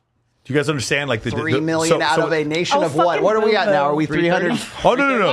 Yeah, You're the one. Hold on, Katie. You're the one we feel sorry for, not us. It is 30 times harder for you to find your dream Yeah. guy. And you didn't even get into like tattoos or Correct. anything that's like Yeah. polarizing. Yeah, red Exactly. flags. Yeah. Right, yeah. There are more attractive women who don't make a lot of money, who men will pick because of their physical attractiveness, than there are men You who can make be a 100,000. sandwich I think artist. top 10% in the country is 170. 170 puts you in the top 10%. What do you think the top 1% of wage earners in the United States make? Take a guess.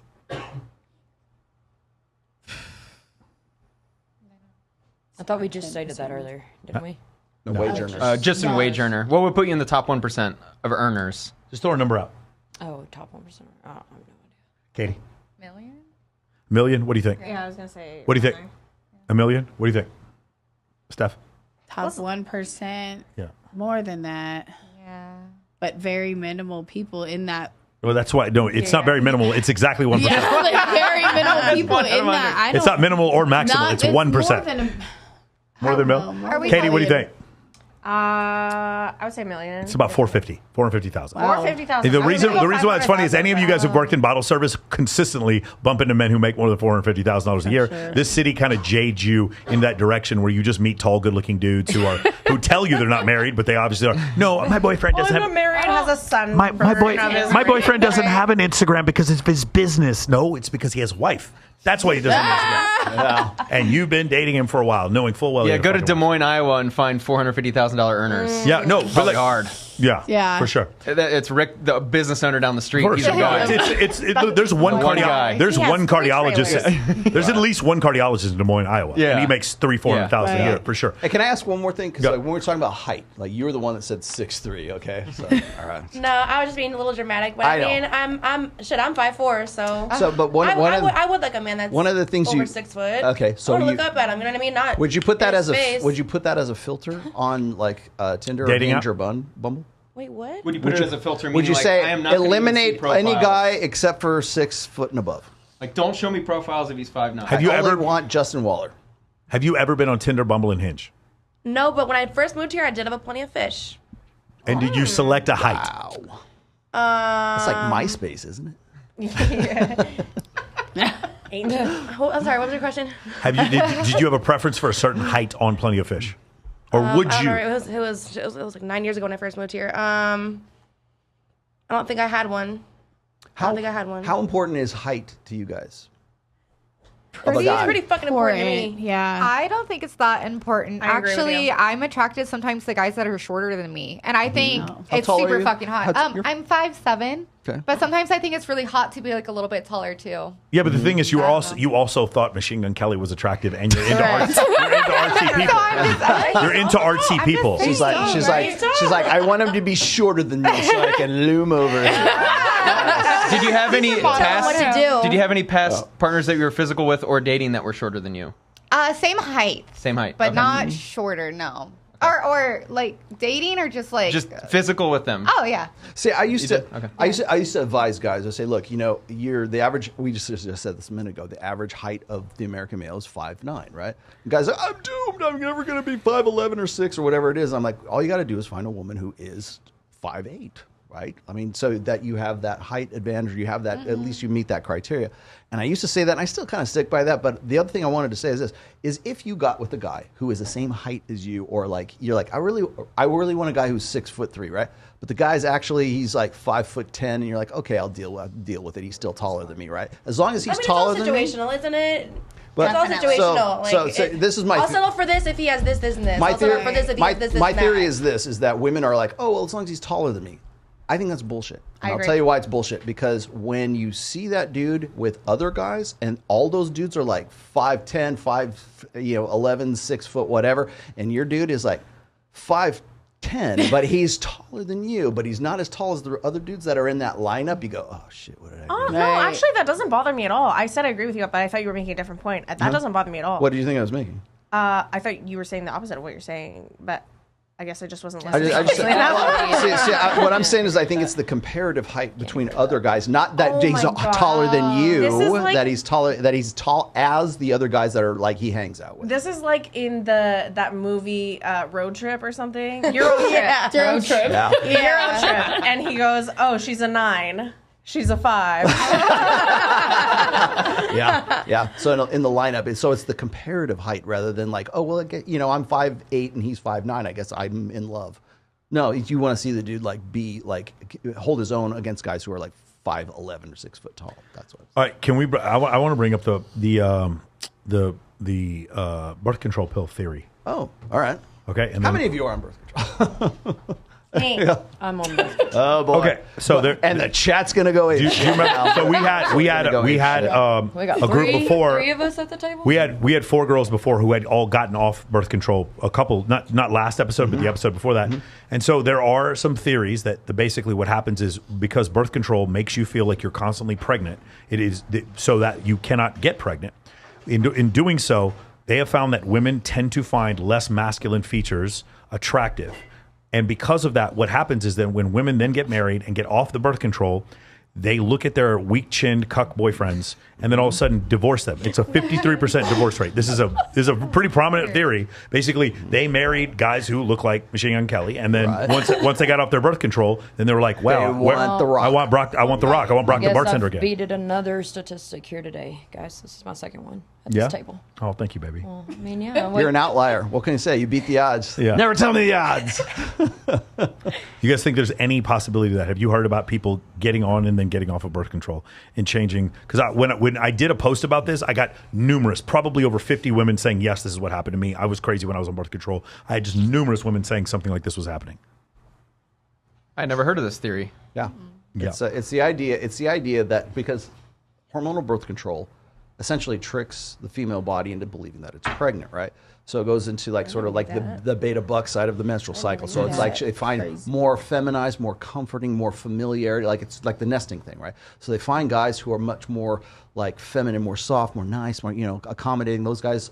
This is the theory, by the way. I don't believe it for a second, but like that idea is that as soon as they go off of birth control, then they want to get with Jason Momoa because they're like, what the fuck? Like suddenly they realize that they're actually they get back on their normal. Yeah, I don't think it's that cycle. extreme. I just think it's like the guy who will I tolerate have their a study for that too. It's the guy who will tolerate their bullshit is way more attractive when they're on birth control, and the guy who will not tolerate their bullshit is way more attractive when they're off it. I think that's kind of what it is. Well, a lot Maybe of if this is true, then go ahead. I'm making baby I've statistics. never actually it's not thought about 100%. it, but now when I think back to when I was on birth control versus now, the men that I liked are completely different. And in that retrospect, they were much smaller, much more feminine. you want me to get off birth control? Still? And I've been on birth control now for Bye. quite some time, but now that I think about it, it is exactly like that. They were much smaller. Now I would never go for a guy that was smaller than me, shorter than me, or anything like that. But before, we were about the same height, about the same size. Interesting.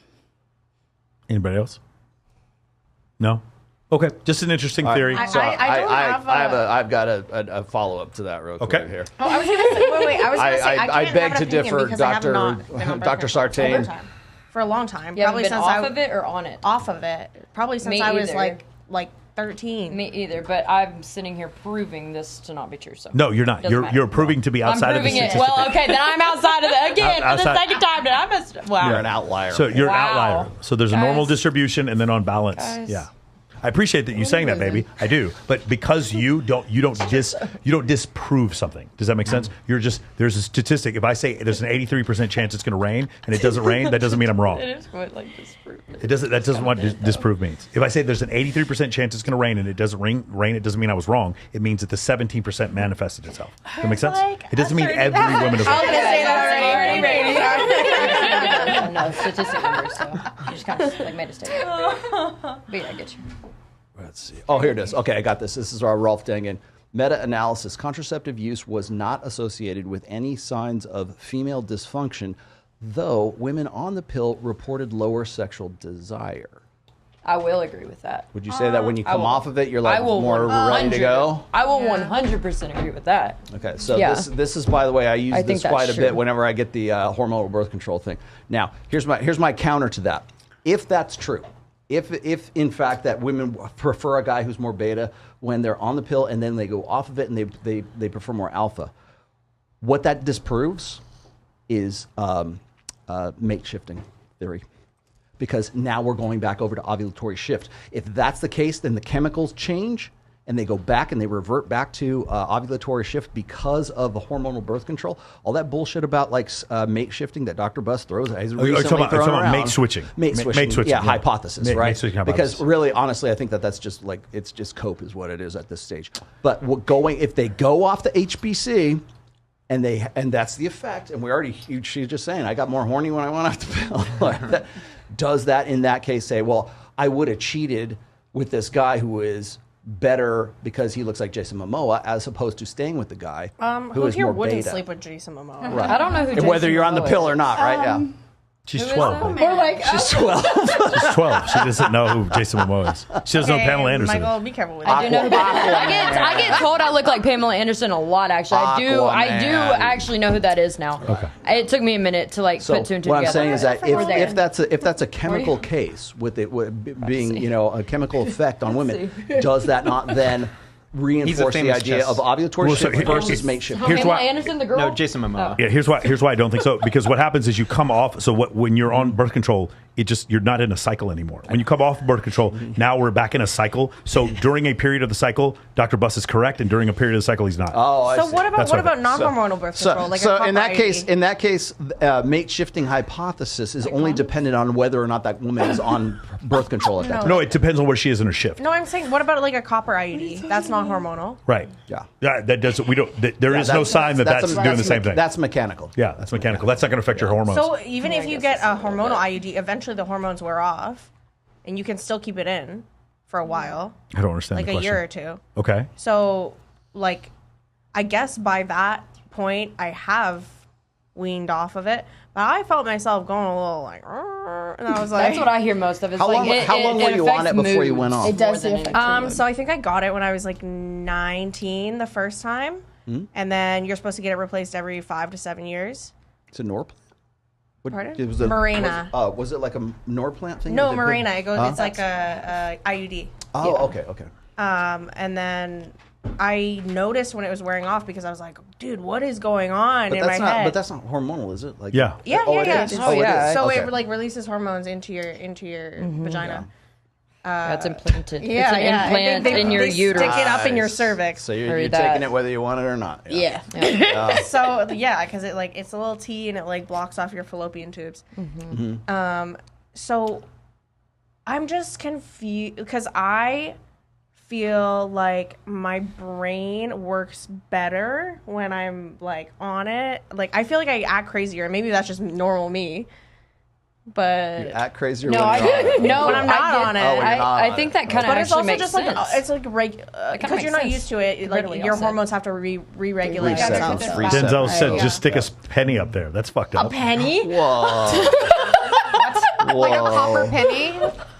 What's that gonna That's do? I am not obsessed with Jason Momoa. I'm obsessed with Justin Waller. Correct yourself, sir. And listen, she's not picking Justin Waller either. Justin Waller, that's true. Justin Waller plays for the wrong. He's He plays for the wrong team. It doesn't matter. He plays for the wrong team. no, he's the wrong color. Yeah, that's what I'm saying. That's what I'm saying. I still want Yeah. to see a picture though. I mean, Okay. hot. He's wearing the wrong uniform. Yeah. he said he played for the wrong team. I'm like, wait, what was he? We gay? will have. No, Justin sorry. Waller I meant to in say he's the wrong color for you. He's for the wrong team. here. Yes, he's not batting for. He's not batting for the other team. Yeah, trust me on that. Yeah. Well, I was just gonna say is like also when we have that discussion about hormonal birth control, there's different varieties of that too. There's one that's based on estrogen. There's another one on progesterone. Yeah, I can't progesterone, remember how it works. estrogen, and But then so it's there's like, which one are we both. talking about? Are we talking about this one, and then I want to get with more nice guys versus bad specific boys? Studies, like actual Right. qualitative Yeah. research, I agree. Before these qualitative and these words were quantitative said. research I agree. to Yep. get to that. I But agree. like right now, it's just something people are saying. Yeah, I agree. Yeah, I'm not right. saying it's a 100%, but I am saying that in some women, I do believe this is a real thing. I think that Here's the women's thing, hormones could affect Could them it not differently. go the opposite way? I mean, I haven't seen any theory that it would. Like, there would have to be a hypothesis presented that that's the case. Because the thing is, they can't conclusively say one thing or the other. Gotta wrap up. Okay, cool. They can't conclusively say one thing or the other, but there's no evidence. There is some circumstantial evidence for one way, but none for the other. Anybody else? All right, cool. Does you have any other questions? No, that was it. I don't have any more supers that I can see right now. I want to make sure I get to everybody, but I think I got to everybody. Oh, geez. Okay, thanks, Rusty Fuel. Chore play. Get the tail first and then do the chores. Very funny. Okay. So thank you, Philippe, Nah, for the do the $2 dishes to and keep you might Ned get off the some. pole. My Greyhound off the pole. Thank you. Keeping him off of OnlyFans. One super chat. That's at a right, man. You time, guys are baby. keeping me off OnlyFans one super chat at a time. I appreciate that, guys. Yes, I think it's horribly unfair that I So can't are we make getting a paid? lot of money. Huh? Do any of you guys Hey, have? Do any of you guys are on OnlyFans? Hell one? no. No one? No. Wow. You are. Oh, you are? Well, I used to be, not anymore. I mean, I used I to hardly be. post or anything. I think I have like 2 or 3 fans. I I don't think make mine content like still that. exists, but I don't use it. Mine exists. That's what I'm still, but saying. don't I use think it. I think every month I make like $80 because like Yeah, people, dude, people, like, people buy are wolf people are stuff. renewing. They forget that they subscribe. Exactly. Nice little gas money, you know, the little. Yeah. But yeah, no, Taco Bell money. Yeah. All right, My let's wrap. DoorDash. Let's wrap. This is a good show. This is good. Hey, man, thank you guys for turned it coming out. out. Man, I really appreciate it. The people, it's about 1,000 people watching us in the chat the whole night. Yeah. So I appreciate all you guys. Chase, checking us thanks out. for doing what you do, man. Appreciate you. My pleasure as Appreciate always. you, brother, man. Thank you. Appreciate it. Hey guys, it's awesome. I think we've actually like calmed them down. I didn't really see the abrupt angry fucking messages I in know. the chat this I know. week. I'm pleasantly surprised. I know, it's pretty- like they've Gosh, matured- they've God, matured You let somewhat. me down. Come on, call them whores or something. What's Yeah, wrong we with need you? some toxicity up in Yes. here. Hey, these girls are fake. Yeah. Handle it. So anyway, I wanted to get like a cross section. You guys are all very different. I know I'm friends with all 5 of you, and I know you guys are very different. So I thought this would be really cool. I thought it would be cool to have Yeah, Spencer on. Spencer was good. That and was you all awesome. showed up on time. That's some and good questions, And, too. and dude, That is amazing to me. That's the most amazing part. I was like, Well- I'm going to be early and we're going to be waiting. yeah, seriously, the fact that Missy, I thought we were the fact that Missy showed up, it was just incredible. I know, 'cause I was late last She actually time. showed up. Yeah, thank you. 7:30. Huh? Yeah. She was here. Beautiful. All right, hey guys, thank you guys for coming. A couple things that are coming up Yeah. tomorrow. ABC is coming out with ABC's 2020 is coming out with a show called A Model Murder, and it is about Kelsey Turner. Oh, And yay. Kelsey Turner murdered her sugar daddy back in April of 2019, I believe. After their sugar daddy, she was extorting him for money. She's saying, "Hey, I'm going to tell people that you molest children." He's a child psychologist that would destroy his career. He comes up to her house. He lives in Los Angeles. She lives in Las Vegas. Comes to the house, meets the girl to say, "Hey, listen, I want to cut this off." But the real life boyfriend is there and hits him in the head with a baseball bat. Then he goes back to the backseat of the car, pistol whips him to death, puts him in the trunk of the car, drives him out to the desert, and then tries to set the car on fire unsuccessfully. Then both of them run away to Northern California, and then they are both arrested. And recently, within the last month, they have both pled guilty And now the shocking to second degree documentary is murder. up. 2020, is doing a documentary on it. There's another girl named Courtney Taylor. You guys remember Courtney Taylor? Yes. Courtney Taylor is an OnlyFans model who stabbed her boyfriend in the shoulder and killed him that way. Her boyfriend was a large Nigerian man. She is a blue-eyed, blonde-haired woman, and she started saying that her boyfriend was trafficking her and he was abusing her. Every single witness said the opposite was true. She was abusing him and beating him, and she was not charged with murder until a video came out of her beating the living shit out of him in a fucking elevator. Then she was charged with murder. And both of these women were at Babes in Toyland. In 2020, came and interviewed me about it, and they interviewed me for 10 hours. We'll be there in March. They interviewed You're me the common denominator. They were on the same carpet in 2018, actually, at the Pet Edition. And so 2020 has interviewed me. They interviewed me for like 10 hours. I don't know how much of it's going to make the video, but tomorrow on a model murder on ABC 2020, I'm going to be on there. And the most important thing is if I'm starred for the whole thing, I still won't get a blue check mark. It doesn't make No, sir. no matter what I do.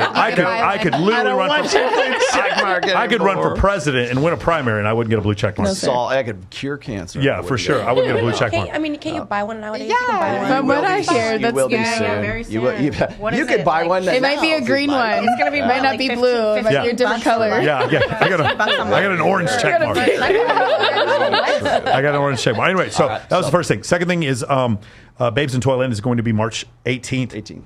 In Los Angeles. We're doing it for it's I'm going. no, Miami's May 20th. Oh. March 18th in Los Angeles. That is going to be the Pet Edition. We're going to be doing that for Animal Rescue if you guys are interested in coming to that. Also, we're going to do some in real life Men of Action stuff there. Some MOA Vegas. It's a social media boot camp. We're renting out an Airbnb, and we're going to have a bunch of stuff going on Finally there. doing something in my wheelhouse because I do Greyhound Rescue. Beautiful. And then also on May 20th, we're going to be having Babes in Toyland at the SLS in South Beach in Miami. It's going to be a white party. I do believe it's also an animal rescue. That was going to be May 20th. On May 19th, I am going to be taking some of the girls from Babes in Toyland on Fresh and Fit. And That I is- will be going with you on that because that's also the Bitcoin convention Beautiful. weekend too. So I'll be Beautiful. there with Miguel, you, me, Miguel, Yes. Charlie, everybody from Vegas will be in Miami. And I'm going to end up missing EDC, unfortunately, because of it. But that is the plan. I might be there on Sunday. I might make it back on time on Sunday to go to the last day of EDC. But that's what's going to happen. If you guys are interested in that or learning anything more, hit me up if you guys want to join our free school forum for Men of Action. It's completely free. You guys can join. We give you a bunch of information and our calendar. If you guys are interested in the Men of Action program, how did I put all this together? You know, all these interviews and how did I end up with like 5 amazing women coming on my show? You guys can go to moamentoring.com and you can find out about that. But more importantly, you need to go on his channel and his captions and use his promo code for Men of Action. Which is the second link down. But the third link down is to my good friend Giovanni Sanders, who is responsible for the theme song for Access Vegas that will go out on. So it's available now.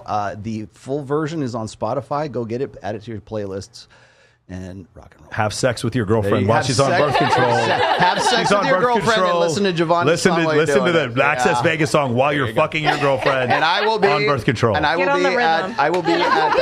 I'll be at House of Blues tomorrow watching Steel Panther. Steel Panther, that's incredible. If you want to meet me, I'll be at House of Blues in Vegas tomorrow at Steel Panther. All right, guys. Hey, man, thank you guys all for joining us. We will see you guys in 2 weeks, Yeah. hopefully 2, Yes. maybe 3, but we're going to see you guys soon. Thank you all so much for joining us. All 1,000, more than 1,000 of you joined us live online, and we'll see you guys here pretty soon. Take Giovanni care. Sanders, go. Good job, everyone.